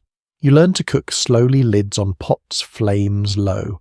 You notice how eating schedules change, with limited light meals slide earlier. Supper becomes an afternoon affair. Evening turns quiet quickly. Hunger does not wait for clocks underground. It follows routine and availability. There is a small, easily missed habit that appears in personal recollections. People often ate sitting on bedding or low stools close to the floor. Heat pools lower underground and warmth matters even during meals. Tables, when they exist at all, are small and multifunctional. You share food more carefully here, not necessarily more generously, but more consciously. You know exactly how much remains. Portions are measured without scales, guided by experience and memory. There is comfort in knowing the limits, even if they are tight. Some families keep a small reserve hidden away, not from others, but from themselves. A sack of flour or dried apples saved for sickness or late winter. This practice is rarely spoken about openly. It feels private, almost superstitious, as if naming it would make it disappear. Illness makes food feel fragile. Appetite fades. Cooking becomes harder. Those who can still eat take smaller portions, leaving more for those who need strength. Underground life turns eating into quiet negotiation rather than indulgence. You become more aware of textures. Crunch of frost-sweetened carrots. Softness of boiled roots, chew of dried meat. Without variety, small differences matter more. You savour them without thinking about savouring. Children adapt quickly, complaining less than adults expect. Hunger is familiar to them in winter. Treats when they appear feel almost ceremonial. A bit of sugar, a preserved fruit, something saved deliberately. These moments stand out sharply against long stretches of sameness. Food preparation becomes a communal sound, knife against wood, spoon against pot, gentle movements that signal normalcy. When someone cooks, others relax, knowing one more need is being met. As winter drags on, stores shrink visibly, piles reduce, containers empty. You feel time passing not by days, but by how much remains. Each meal is a reminder of endurance, not abundance. You eat slowly, listening to the quiet around you. The earth walls hold the cold back, the food keeps your body moving forward. Everything feels connected. Shelter, warmth, nourishment. None exist alone. When you finish, dishes are cleaned immediately. Nothing is left to invite pests or mould. Cleanliness here is less about comfort and more about prevention. You settle back full enough, not satisfied in any grand sense, but steady. That is enough. Underground winters teach you that enough is a victory. The fire hums. The stored food rests quietly in its niches. Outside, the ground remains frozen solid. Inside, the earth continues its work, holding warmth, holding food, holding you through another night. Health becomes something you think about constantly underground, even when no one is sick. It is there in the way you monitor the air, the way you ration energy, the way you notice small changes in how bodies move and breathe. Illness feels closer here not because it is more common, but because there is nowhere to ignore it. You wash your hands when you can, though water is precious and cold. Faces get wiped daily. Cuts are cleaned carefully, no matter how small. Infection is a quiet threat, one that does not announce itself loudly until it is already serious. You have learned to respect small wounds. Coughs linger longer underground. Smoke irritates throats. Damp air settles into lungs. You listen closely when someone coughs at night, not out of fear, but awareness. A cough that changes matters. A fever that does not break matters. You track these things without writing them down. Ventilation becomes part of healthcare. You open the door briefly each day, even when the cold rushes in sharply. Fresh air feels shocking, almost painful, but it clears the heaviness from the space. You close the entrance again quickly, rebuilding warmth with practiced efficiency. Some families hang damp cloths near entrances or vents, believing it helped clean the air. Whether it worked or not is unclear, but the act itself provided reassurance. Doing something felt better than doing nothing. You notice how underground life alters movement. People stretch less. They walk fewer steps. Stiffness builds quietly. To counter it, you move intentionally. Simple exercises, repeated motions, tasks broken into smaller pieces so muscles stay warm and responsive. Sleep changes health too. Some nights are deep and restorative. Others are restless, interrupted by checking fires or listening for changes in air. Fatigue accumulates slowly. You learn to nap without guilt, taking rest whenever it appears. Illness spreads differently underground. Fewer visitors mean fewer new germs. At the same time, close quarters mean shared air. When someone falls sick, space is rearranged. Bedding moved. Extra ventilation added. Care becomes careful choreography. Home remedies dominate. Teas made from dried herbs, poultices warmed near the fire, quiet rest. There is no doctor nearby most of the time. Decisions are made based on observation memory and advice passed quietly between neighbours. Some people believe the earth itself helps healing, that the steady temperature, the quiet, the darkness allow bodies to recover more efficiently. Others disagree, blaming dampness and smoke for prolonged illness. Experiences vary widely and memory tends to favour whichever outcome came first. Children bounce back faster than adults most of the time. Fevers scare everyone, but resilience shows itself again and again. Older bodies struggle more with cold and inactivity. You watch elders closely, noticing when they sit longer than usual, when they speak less. Mental health and physical health blur together. Anxiety tightens chests. Loneliness weakens appetites. Comfort improves recovery. You learn that care is not only medicine, it is presence, it is attention. There is a quiet dignity in how people look after each other underground. No dramatics, no speeches, just steady acts repeated daily. A cup of warm liquid, a blanket adjusted, a fire tended carefully. When you feel unwell yourself, the shelter feels both comforting and confining. You lie still, listening to the earth, letting warmth seep into your bones. The ceiling feels lower, the walls closer. You focus on breath, slow and steady. Recovery is rarely sudden. Strength returns in increments. Appetite comes back cautiously. You test yourself with small tasks. Each one completed feels like progress. As winter continues, you realize how much effort goes into simply staying well. Health is not passive here. It is maintained through constant attention, small decisions layered over time. You settle back onto your bedding body, tired but functioning. Outside, winter remains unforgiving. Inside, care continues quietly, shaped by earth necessity, and the shared understanding that survival depends as much on tending bodies as tending fires. When the worst storms arrive, you understand fully why you chose to live below the surface. You know they're coming before they hit. The air above grows restless. Animals disappear. The sky takes on a pale, emptied look that feels wrong, even before the first snow falls. Then the wind arrives, violent and relentless. Above ground, it tears at anything left exposed. Fences vanish. Wagons tip. People caught outside lose direction within steps of their own doors. Stories circulate of travellers found frozen just yards from safety, the storm erasing their path in minutes. Underground, you experience all of this differently. The storm announces itself not with noise, but with pressure. The walls seem to lean inward slightly, though they never move. The sound of wind becomes a distant force, a constant weight rather than a roar. Snow piles up without sound, insulating you further. You wait. Time stretches during these storms. There is nothing to do but tend the fire ration food carefully and stay put. Leaving is not an option. Even opening the door risks letting snow pour in, blocking the entrance entirely. You listen instead, feeling the shelter hold steady around you. People who lived through these blizzards often wrote about the strange calm below ground, while chaos raged above life, continued at a slower pace beneath the snow.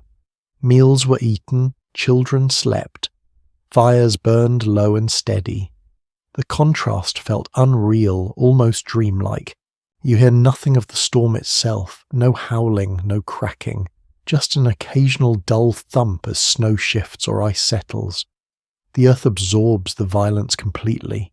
It feels as though the storm is happening in another world. There are moments of worry. You think about the stovepipe, hoping it stays clear. You imagine snow piling higher, pressing down. You check supports by touch, reassured by their firmness. The shelter has done its job before. You trust it now. During long storms, people tell stories. Quiet ones, familiar ones.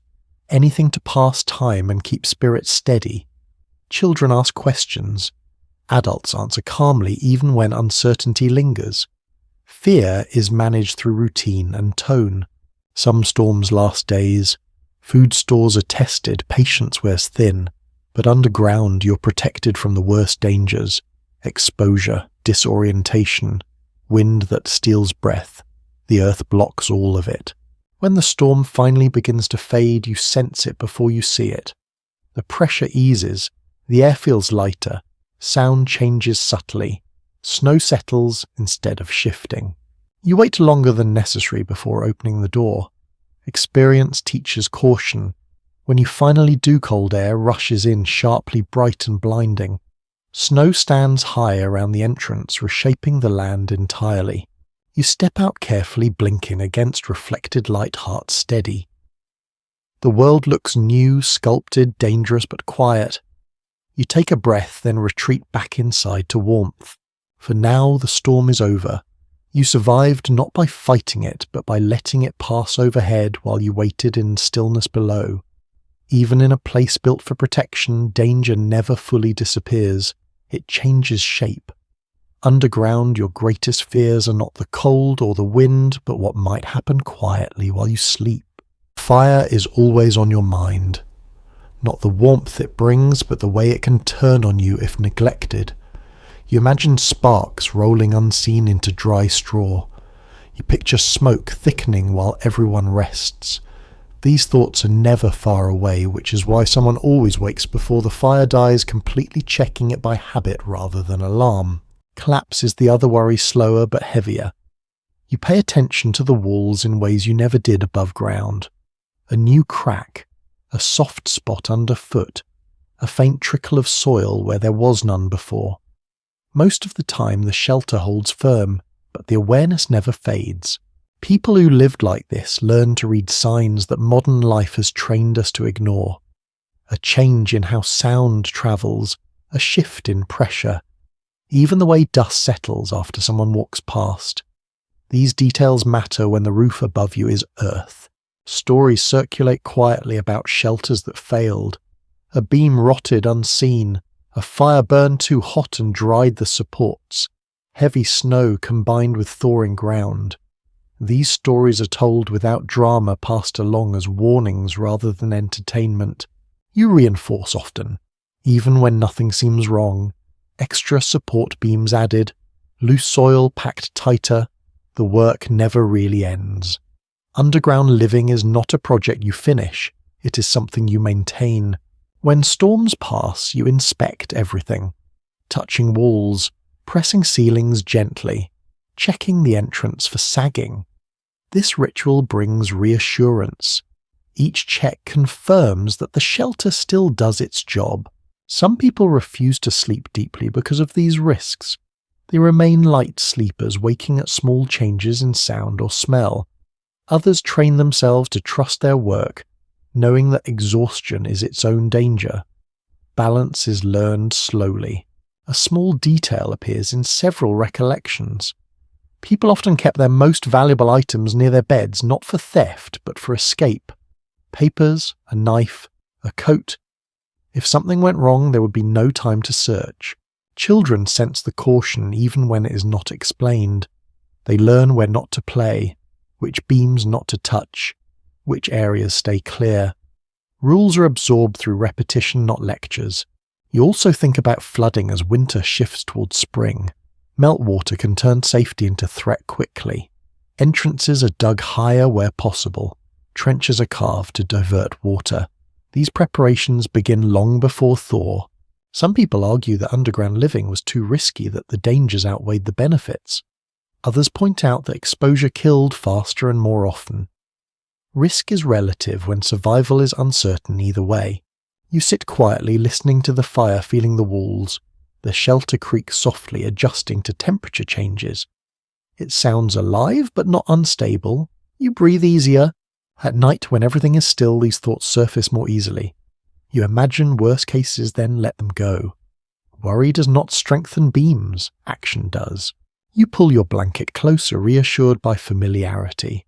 The risks are real, but so is the protection. Every choice carries danger. This one carries warmth. The earth above you rests heavily, but it holds. You trust it not blindly, but with a careful confidence built through attention and effort. Sleep comes lighter than some, nights deeper than others. Either way, you wake again, check the fire, feel the walls, and continue. Underground life does not promise safety. It offers a fighting chance, and for winter on the plains, that is enough. By the middle of winter, you begin to notice how people talk about underground living when they think no one is listening. Opinions surface in half-finished sentences and jokes that linger too long in praise that sounds defensive. The ground may hold you safely, but it does not protect you from judgment. Some neighbours admire the practicality. They speak of warmth, of cleverness, of making do with what the land offers. Others wrinkle their noses even if they sleep underground themselves. There is a lingering sense that life below the surface is something to endure, not something to claim proudly. You hear the word temporary used often even by those who have lived this way for years. Temporary shelters, temporary arrangements, temporary winters that seem to stretch endlessly. Saying it out loud helps people believe they will eventually rise above it literally and figuratively. Newcomers react most strongly. Those arriving from towns or from back east sometimes laugh nervously when first invited inside a dugout. The ceiling feels too close, the light too dim. They stay only briefly, making excuses about chores or travel. Later, after their first real storm, their opinions soften. Newspapers and travelling preachers sometimes comment on underground life in ways that feel distant from reality. Words like crude or uncivilized appear in print, often written by people who never spent a night below ground. These opinions circulate, shaping how people talk about themselves as much as how others see them. You notice how pride and shame mix together. People take care to keep their shelters tidy when visitors arrive. Walls are smoothed, lamps cleaned, bedding folded neatly. Presentation matters more when your home is hidden. Children absorb these attitudes quickly. They learn when to talk about underground life and when to stay quiet. In public spaces, they describe cabins that do not exist, yet barns that will be built someday. Underground living becomes something spoken about indirectly.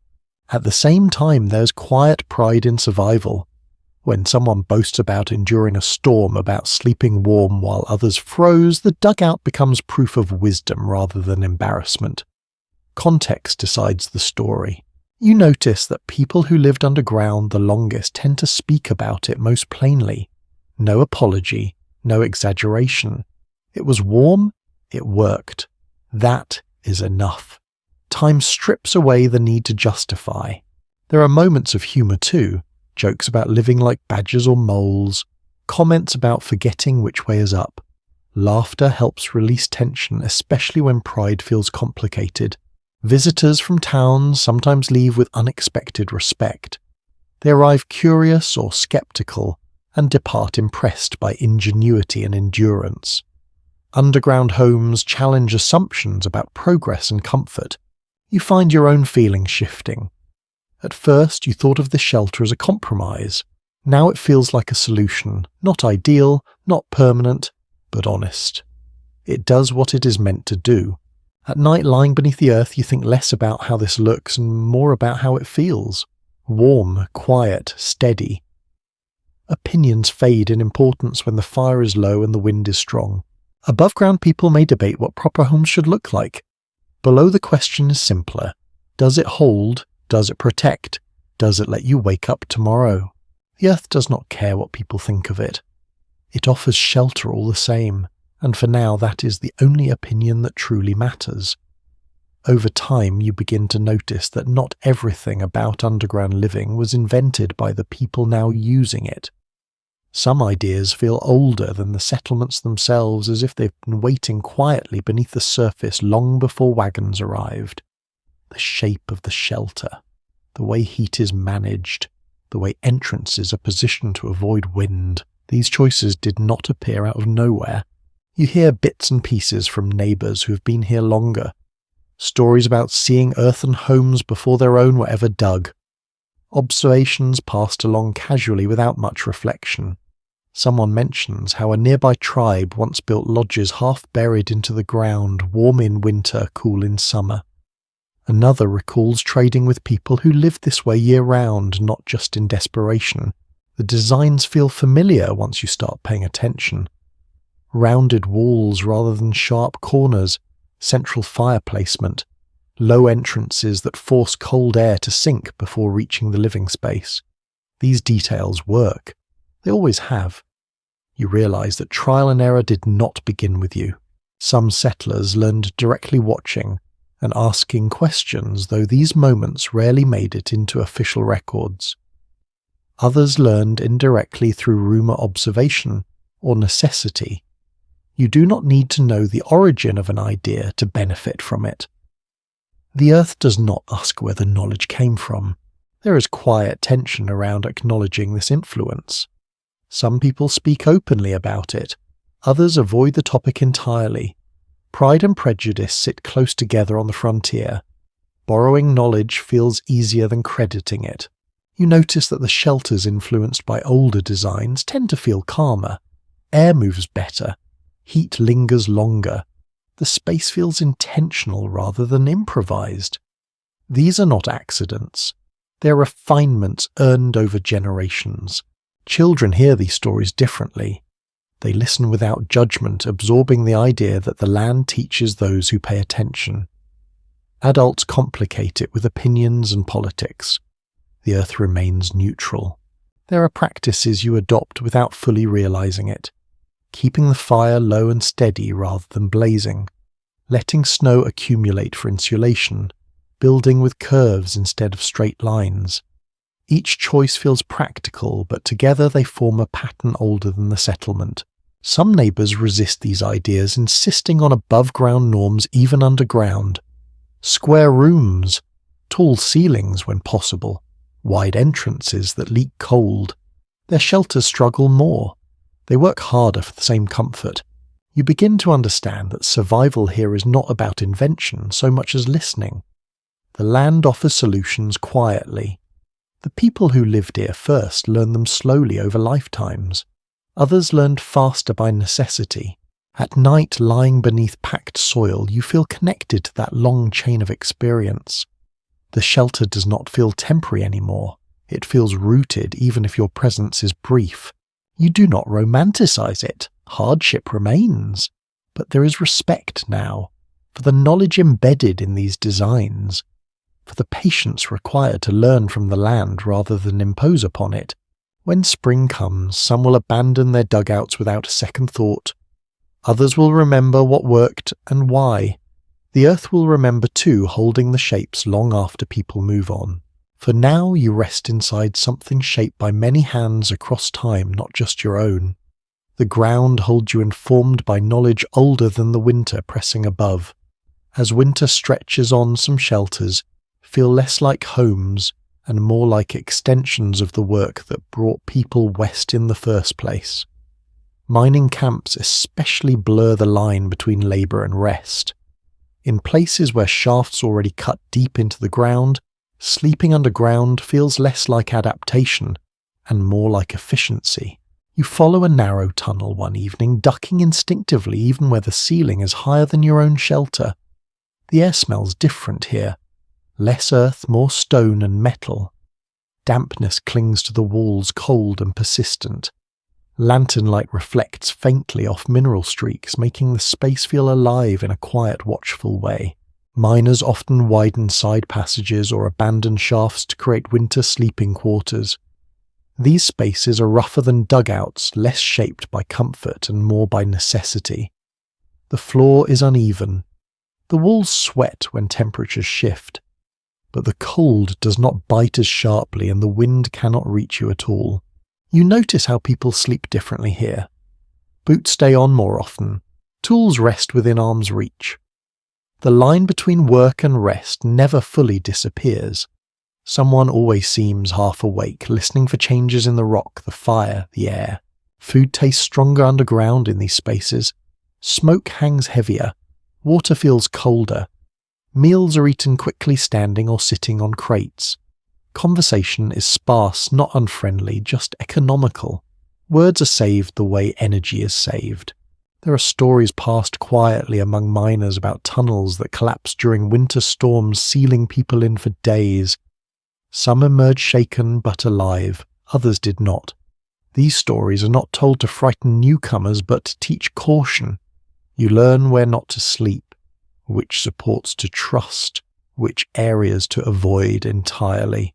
Despite the risks, many prefer these underground camps during the coldest months. The surface becomes hostile quickly. Paths vanish. Equipment freezes solid. Below ground, work can continue when weather allows and rest is possible when it does not. You notice small rituals that develop here. Lamps hung in specific places. Fires built at the same hour each night. Tools lined up carefully before sleep. Order becomes a way to impose control in a place that demands respect. Some miners personalize their sleeping spaces in unexpected ways. A photograph wedged into a crack. A carved name in soft stone, a tin cup hung on a nail. These details stand out sharply against the raw surroundings, reminders of lives beyond the tunnel. You sleep lightly here. The earth feels closer, heavier. Sounds carry strangely through stone. A drip echoes louder than expected. A distant strike travels far. Your dreams fill with narrow passages and shifting light. When you wake, the absence of daylight is complete. Morning and night feel identical. Time is measured by work shifts and hunger rather than sun. It is disorienting at first, then strangely freeing. The outside world feels distant, almost optional. As winter deepens, these underground camps grow quieter. Fewer visitors, fewer trips to the surface. The earth becomes both workplace and refuge. People adapt not because it is comfortable, but because it works. When you eventually step back into your own shelter, the packed earth walls feel familiar again. Softer, more forgiving. The mining tunnels leave a mark on you, sharpening your awareness of risk and resilience. Underground winters take many forms, some shaped by family and routine, others by labour and endurance. All share the same truth. When the cold is relentless, the ground offers a place to wait it out, whether shaped by hand tool or years of hard rock beneath the surface. There are places underground that are not meant for comfort at all, yet winter turns them into shelter anyway. You begin to hear about them in low voices, usually late at night when stories drift toward the edges of legality. Hidden rooms, old storage pits, narrow crawl spaces carved for reasons other than warmth. Lawmen know about these places, outlaws know them better. During winter, the ground becomes an ally for anyone trying to disappear. Snow covers tracks quickly. Storms erase movement. Underground spaces offer not just warmth, but anonymity. You realize that some shelters around you serve double purposes depending on who is asking and who is listening. You hear stories of fugitives spending entire winters below ground, emerging only at night or not at all. Food brought quietly, fires kept dangerously low, smoke carefully disguised or vented far from entrances. These were not comfortable spaces, they were survivable ones. Some underground rooms are deliberately small, barely large enough to lie down in. Others connect to natural caves or abandoned cellars left behind by failed homesteads. Winter preserves them, sealing them away from casual discovery. The earth keeps secrets well. You notice that people who use these spaces move differently, quieter, more deliberate. They avoid drawing attention. Even underground they keep to shadows as if the earth itself might betray them. Lawmen sometimes use the same tactics. During long winter, watchers, deputies and marshals have been known to shelter underground while waiting out storms or guarding prisoners. Warmth matters even when authority is involved. Survival rarely respects moral lines. There is a strange overlap here. The same earth that hides wrongdoing also shelters order. The same techniques keep both warm. Winter does not care who you are. It offers protection without judgment. You learn that some dugouts were built with hidden compartments, not originally for crime but for storage. Over time, these spaces took on new purposes: a false wall, a covered pit, a narrow tunnel leading nowhere obvious. Knowledge spreads quietly. People disagree on how common this was. Some insist these stories are exaggerated. Others swear they saw it themselves. Memory blurs with rumour, especially when fear and fascination mix. What is certain is that winter made hiding easier and the ground made it possible. Children hear fragments of these stories and fill in the rest with imagination. Underground becomes mysterious in their minds, a place where rules bend and people vanish. Adults discourage curiosity without explaining why. You feel a faint unease when you think about it too long. The shelter that keeps you safe could just as easily conceal danger. The earth does not distinguish between refuge and hiding place. At the same time, you understand the impulse. Winter strips people of options. When survival is uncertain, legality becomes flexible. Shelter becomes priority. You settle back into your own space reassured by its familiarity.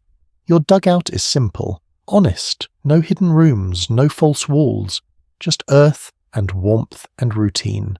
Outside, snow continues to fall, smoothing over everything. Tracks vanish. Entrances blend into hillsides. The land becomes anonymous, and so do the lives beneath it. You realize then that underground winters are not just about endurance. They're about invisibility. About slipping out of the wind, out of sight, sometimes out of reach. The earth holds everyone the same way, whether they are hiding from the cold or from something else entirely. And in winter, that quiet concealment can mean the difference between capture and escape, between exposure and survival. By now, days underground follow a rhythm that feels almost automatic. You no longer ask what time it is. You know where you are in the day by what needs doing and how your body feels when you do it. Routine replaces clocks. Habit replaces daylight. You wake when the fire needs attention. Not when it goes cold, but just before. You have learned that moment instinctively rising while embers still glow enough to coax back to life. The first task is always heat. Everything else waits. Once warmth steadies, movement begins. Bedding is shaken and shifted to release moisture. Walls are checked by touch. A quick inspection of the stovepipe. These actions happen in the same order every morning, so familiar they feel like muscle memory. Food comes next. Simple preparation, minimal smoke, a pot warmed slowly. Eating is quiet, unhurried. Underground rushing rarely helps. You chew slowly, conserving energy, listening to the subtle sounds of the shelter waking around you. Chores fill the middle of the day, fetching fuel if the weather allows, melting snow for water, mending clothes by lamplight, sharpening tools. Everything happens close to the ground, close to the walls. You move efficiently, avoiding unnecessary steps. Conversation when it happens feels softer. Topics circle around practical concerns. Weather guesses, supply counts, small observations. Big plans are saved for warmer seasons. Winter shrinks ambition down to what can be managed today. Children find their places within this rhythm, helping without being asked, knowing when to be quiet, knowing when movement is allowed. Underground life teaches timing early, not through rules, but through repetition. You notice how little wasted motion exists here. Nothing is done casually. Even rest has a purpose. Sitting near the fire warms muscles. Lying down conserves energy. Sleep is taken whenever possible, not just at night. Afternoons fade without ceremony. The light does not change much, but you sense evening approaching as tasks wind down. The fire is banked lower. Food stores checked one more time. Tools are put away deliberately. As night settles, the shelter grows quieter. Lamps are dimmed to save fuel. Voices drop. The day closes gently without the sharp edges of sunset or darkness falling. You lie down knowing exactly what tomorrow will bring. The same sequence, the same tasks. This predictability becomes comforting. When so much of the world outside is uncertain, routine feels like control. Time passes differently underground. Days feel long while you're in them, then strangely compressed in memory. Weeks slide by unnoticed until something changes like a storm or a visit. You drift towards sleep, body tired but not strained. The shelter hums softly around you. Routine holds everything together, keeping winter manageable one day at a time. The first hints of spring do not arrive gently. They arrive with worry. You feel it before you see it, a subtle change in the air, a softness creeping into the cold that does not feel entirely welcome. Snow begins to behave differently. It slumps instead of crunching. Drips appear where everything was once frozen solid. Underground, this shift brings a new kind of tension. All winter the earth has been your shield. Now you watch it, carefully aware that too much water can undo months of careful work. Meltwater has a way of finding paths you did not know existed. You listen for new sounds. A faint trickle where there was none before. A dampness along a wall that feels colder to the touch. The shelter tells you what is happening long before it becomes visible. You respond immediately, not with panic, but with preparation. Entrances are cleared carefully. Snow is removed in stages so meltwater does not rush in all at once. Channels are carved to guide water away. Buckets are kept ready, not for drinking, but for bailing if necessary. These tasks replace some of the routines that winter demanded. People speak more quietly during this time, as if loud voices might provoke collapse. You notice neighbours checking each other's shelters more often, sharing advice, comparing notes on where water is appearing. The underground network grows more alert, more attentive. There are stories passed along about dugouts lost to spring thaws, walls softened, roofs sagged, entrances collapsed inward under wet weight. These stories surface every year, at this time reminders that survival shifts with the season. You become acutely aware of slope and drainage. Choices made months ago now matter deeply. Shelters dug into gentle hills fare better than those cut straight into flat ground. Trenches dug early prove their worth now. Some people choose to move temporarily, retreating to higher ground or above ground structures if they have them. Others stay put, trusting reinforcements and vigilance. Decisions vary, shaped by experience and risk tolerance. Sleep grows lighter again, not from cold, but from listening. You wake at unfamiliar sounds, sit up, feel walls, check for moisture. Most of the time it is nothing, but you check anyway. Children sense the tension. They ask fewer questions, stay closer. Adults reassure without promising too much. Spring is not freedom yet. It is another test. When rain arrives instead of snow, the sound feels almost shocking underground. Droplets travel through soil differently. You hear them before you feel them. The earth drinks greedily, then slowly gives back what it cannot hold. You smell wet soil, rich and heavy. It reminds you of planting seasons of life returning above ground. But underground it smells like vigilance, like work still to be done. As days lengthen, you spend more time near the entrance gauging conditions. You open the door more often now, letting fresh air sweep through drying walls, lifting spirits. The shelter breathes differently in this season.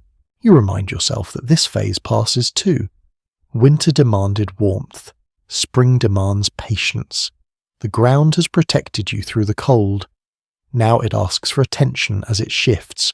You lie down at night, aware that change is underway.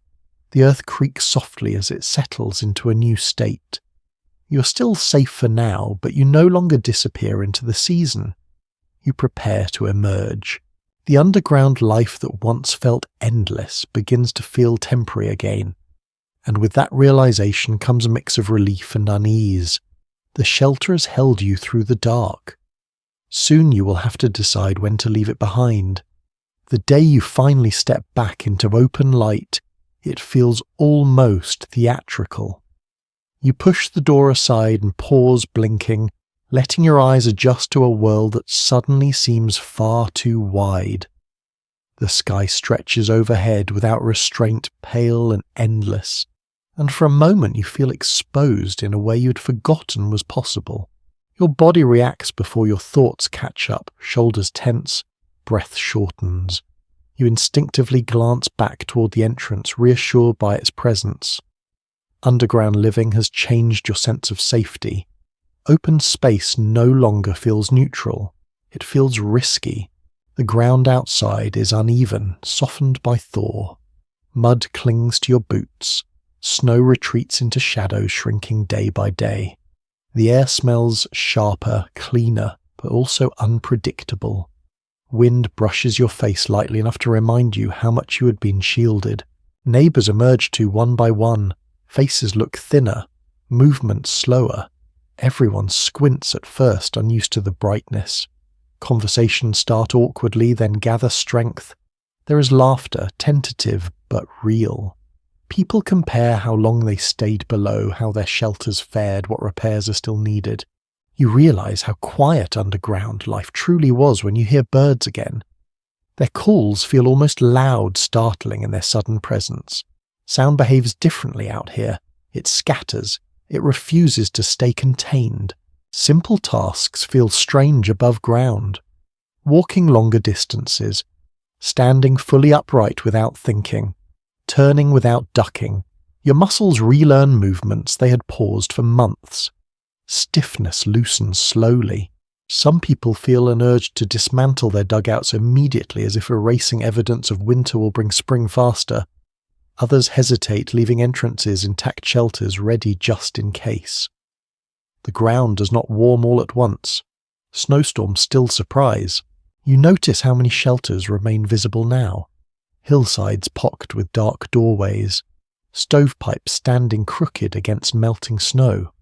From a distance the land looks scarred, but closer up it looks lived in. Children take to the open air quickly. They run farther than they should, voices carrying freely. Adults watch them carefully, half proud, half anxious. Space feels generous again, but trust rebuilds slowly. You return underground often at first. Not to sleep, but to check, to gather things, to feel that familiar stillness one last time each day. The shelter smells the same. The walls feel steady. It does not resent being left. As days pass, you spend more time above ground. Work resumes in fits and starts, fences repaired, tools cleaned, plans spoken aloud cautiously. The future feels possible again, though not yet comfortable. There is a moment standing outside at dusk when you realise you're no longer listening for the fire or the walls. You're listening to winter distance, to sounds that travel freely again. The shift feels both exciting and unsettling. You take one last look at the entrance before closing it for the night. The dugout rests quietly, unchanged, ready if needed. It carried you through winter without ceremony. You feel a brief surge of gratitude. Emerging from the earth is not a single event, it is a process. One step, one day, one habit at a time. The underground life loosens its hold gently, not all at once. As darkness falls, you lie down somewhere closer to the surface, eyes open to the sky. Stars appear, slowly familiar and strange. You breathe deeply, adjusting again, knowing you can always return below, if winter decides to test you once more. Not everyone leaves when the ground softens and the sky opens back up. You notice it in small ways at first. A neighbour who keeps the fire going underground longer than necessary. Someone who repairs an entrance instead of dismantling it.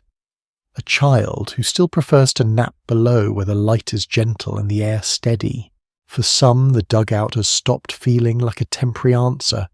It has become familiar, dependable, even comforting in ways that open-air structures no longer are. Above ground, the wind returns. Storms still surprise. Walls creak. Underground, everything feels measured, contained, predictable. You hear reasons offered quietly. Lumber is still expensive. Time is still short. Crops demand attention now. Building a new house can wait. But beneath these practical explanations lies something harder to name. The earth feels trustworthy. Some people expand their shelters instead of abandoning them. A second room carved carefully. A better entrance added. A sturdier stove installed. These changes are not desperate. They are intentional. The dugout evolves from winter refuge into long-term home. Children raised through multiple winters underground seem especially comfortable with the idea. They move easily in low spaces. They sleep deeply there. Above-ground rooms feel too bright, too loud. Parents notice this and hesitate, unsure whether to encourage change or accept what works.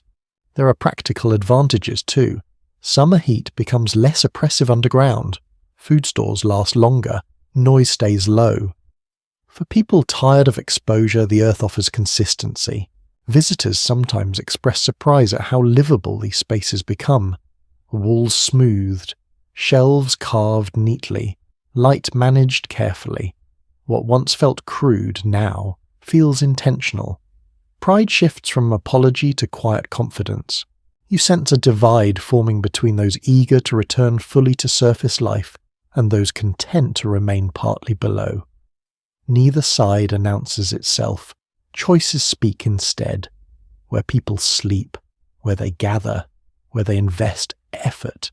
Some worry about what this means, about being seen as backward, about what neighbours might say. Others stop caring. Survival reshapes values. Comfort earned through experience carries weight. You consider your own feelings.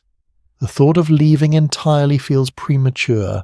The shelter has proven itself. It has kept you warm, safe, steady. Abandoning it feels almost ungrateful. At the same time, you feel the pull of open space again. Light, distance. The freedom to stand fully upright without thinking. The future does not demand one choice immediately. It allows for overlap. You begin to understand that for some, underground living is not a failure to progress. It is a decision informed by experience. The earth worked. Why argue with that? As summer approaches, some dugouts remain in use. Fires burn lower, doors stay open longer.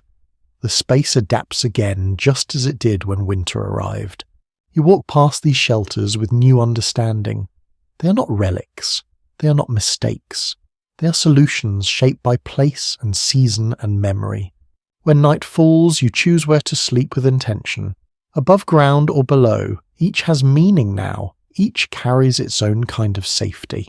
And for those who stay underground longer, the choice feels simple. The earth has already proven it knows how to hold them.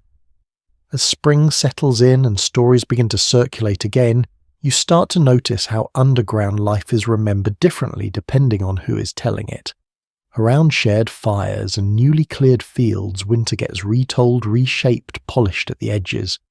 What was once ordinary becomes either heroic or horrifying, rarely left in its quiet middle ground. Some people exaggerate the hardship. They talk about endless darkness, suffocating walls, constant fear. Listeners nod wide-eyed even when the details do not quite match what you lived. Others swing the opposite way, laughing it off as nothing more than a clever camping trick, a rustic novelty that makes for a good anecdote. The truth, you realise, resists neat storytelling. Underground life was not a single experience. It shifted day to day, person to person. Some nights felt calm and safe.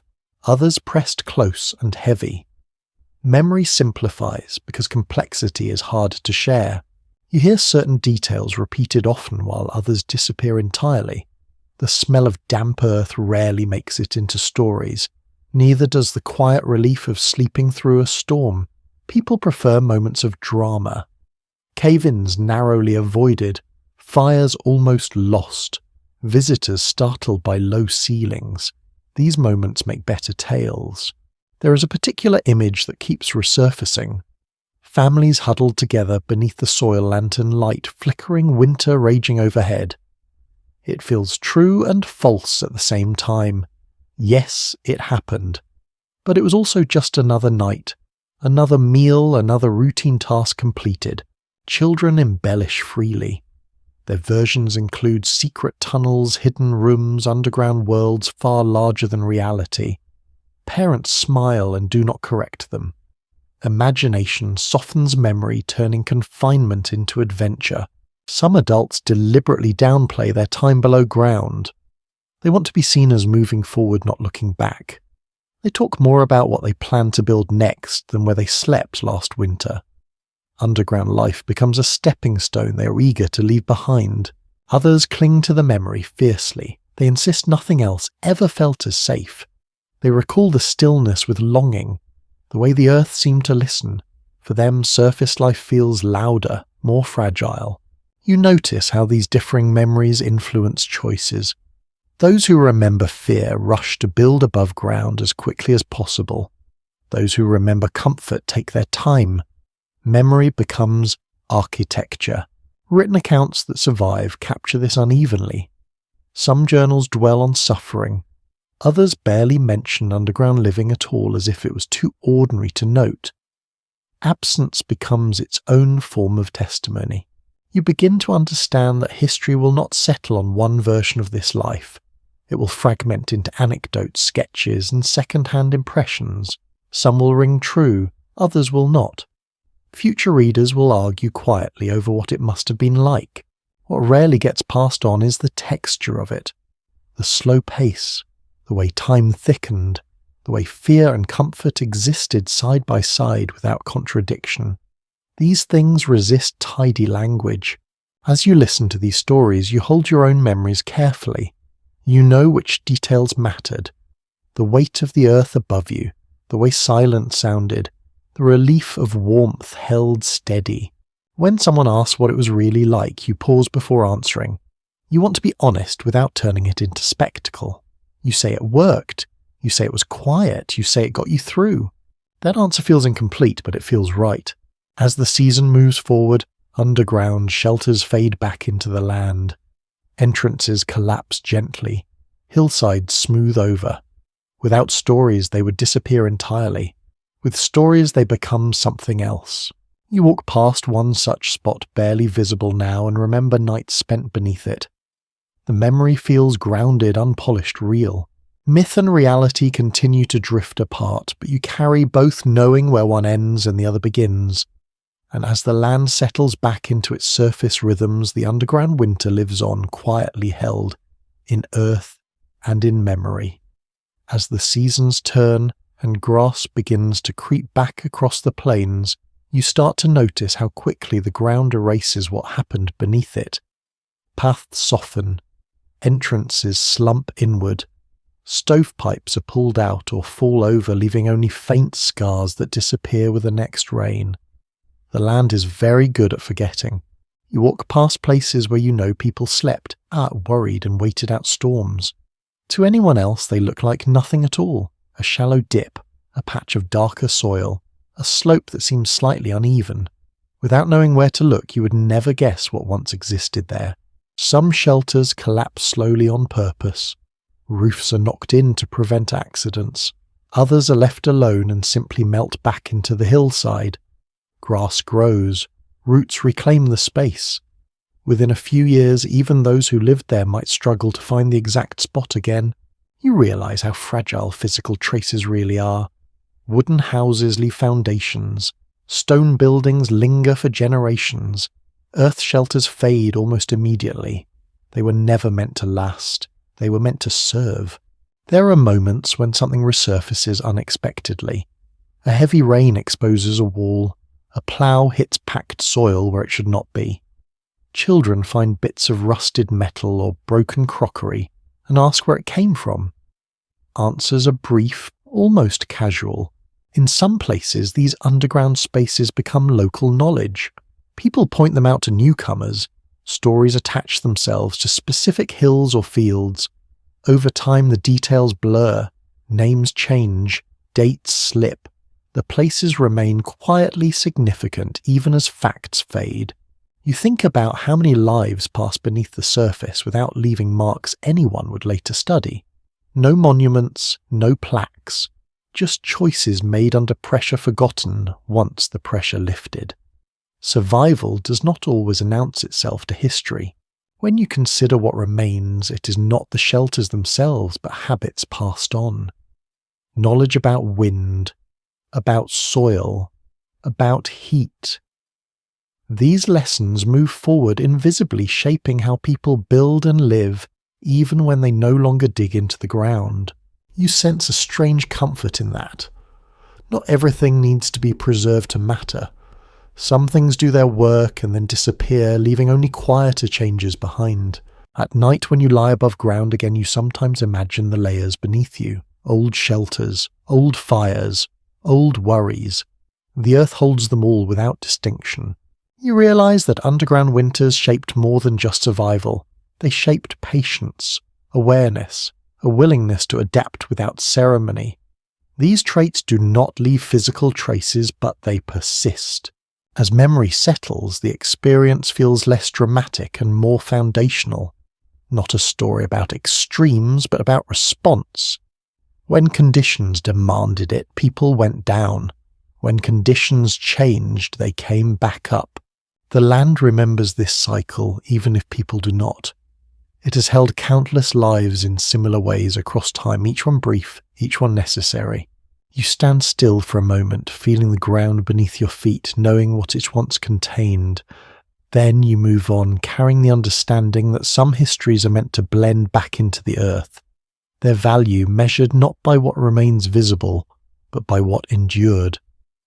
By the time you stop thinking of winter as something to survive and start thinking of it as something that simply happened, you know, the underground life has loosened its grip on you. Not vanished, not forgotten, just settled into a quieter place in your mind. You remember how the earth felt overhead. Not heavy exactly, but present. Constant. You remember how silence changed shape down there, how it wrapped around sounds instead of throwing them back at you. You remember the way warmth arrived slowly and stayed longer than you expected. What surprises you most is how natural it all began to feel.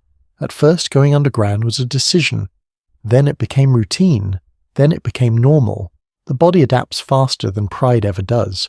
You think about the people who shared that winter with you. Some close, some barely known. All connected by the same need. The ground did not care who you were or why you were there. It held everyone equally. There is no single lesson you carry forward, no tidy moral. Instead, there is an awareness that survival often looks quieter than stories suggest. It looks like checking walls by touch, like banking a fire just right, like listening more than speaking. You realize that sleeping underground was never about hiding from the world. It was about staying close enough to it to endure when conditions turned harsh. The earth was not an escape. It was a pause. As time passes, the memory softens further. Sharp edges dull. What remains is a sense of steadiness, of having been held through something difficult and emerged intact. You lie back now somewhere warmer, somewhere open, but the memory of that low ceiling does not feel claustrophobic anymore. It feels grounding. A reminder that safety does not always come from walls you can see. The world above continues as it always does. Seasons turn, people move on, but somewhere beneath the surface the idea remains that when the wind grows too strong and the cold too sharp, there is another way to wait it out. You close your eyes and let that thought settle, not as history, not as myth, just as something that once worked quietly, patiently and well. And now as the story slows and the images fade, your breathing eases.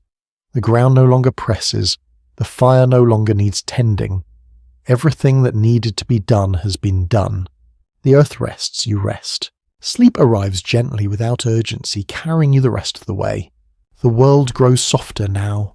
Sounds stretch and blur. The edges of thought lose their sharpness. You do not need to remember details anymore. You do not need to hold on to images or timelines or names. Just the feeling remains, steady, quiet, safe. You imagine the earth settling back into stillness after winter snow melting soil, breathing warmth, moving slowly upward. Everything finds its place again without effort. Your own body follows that rhythm. Shoulders sink, jaw unclenches, breath deepens. There's nothing you need to solve tonight, nothing you need to prepare for. The underground winter has passed, the waiting is over. What remains is calm. You drift supported, unhurried, as if the ground itself is still beneath you, patient and kind, holding you just long enough for sleep to take over completely.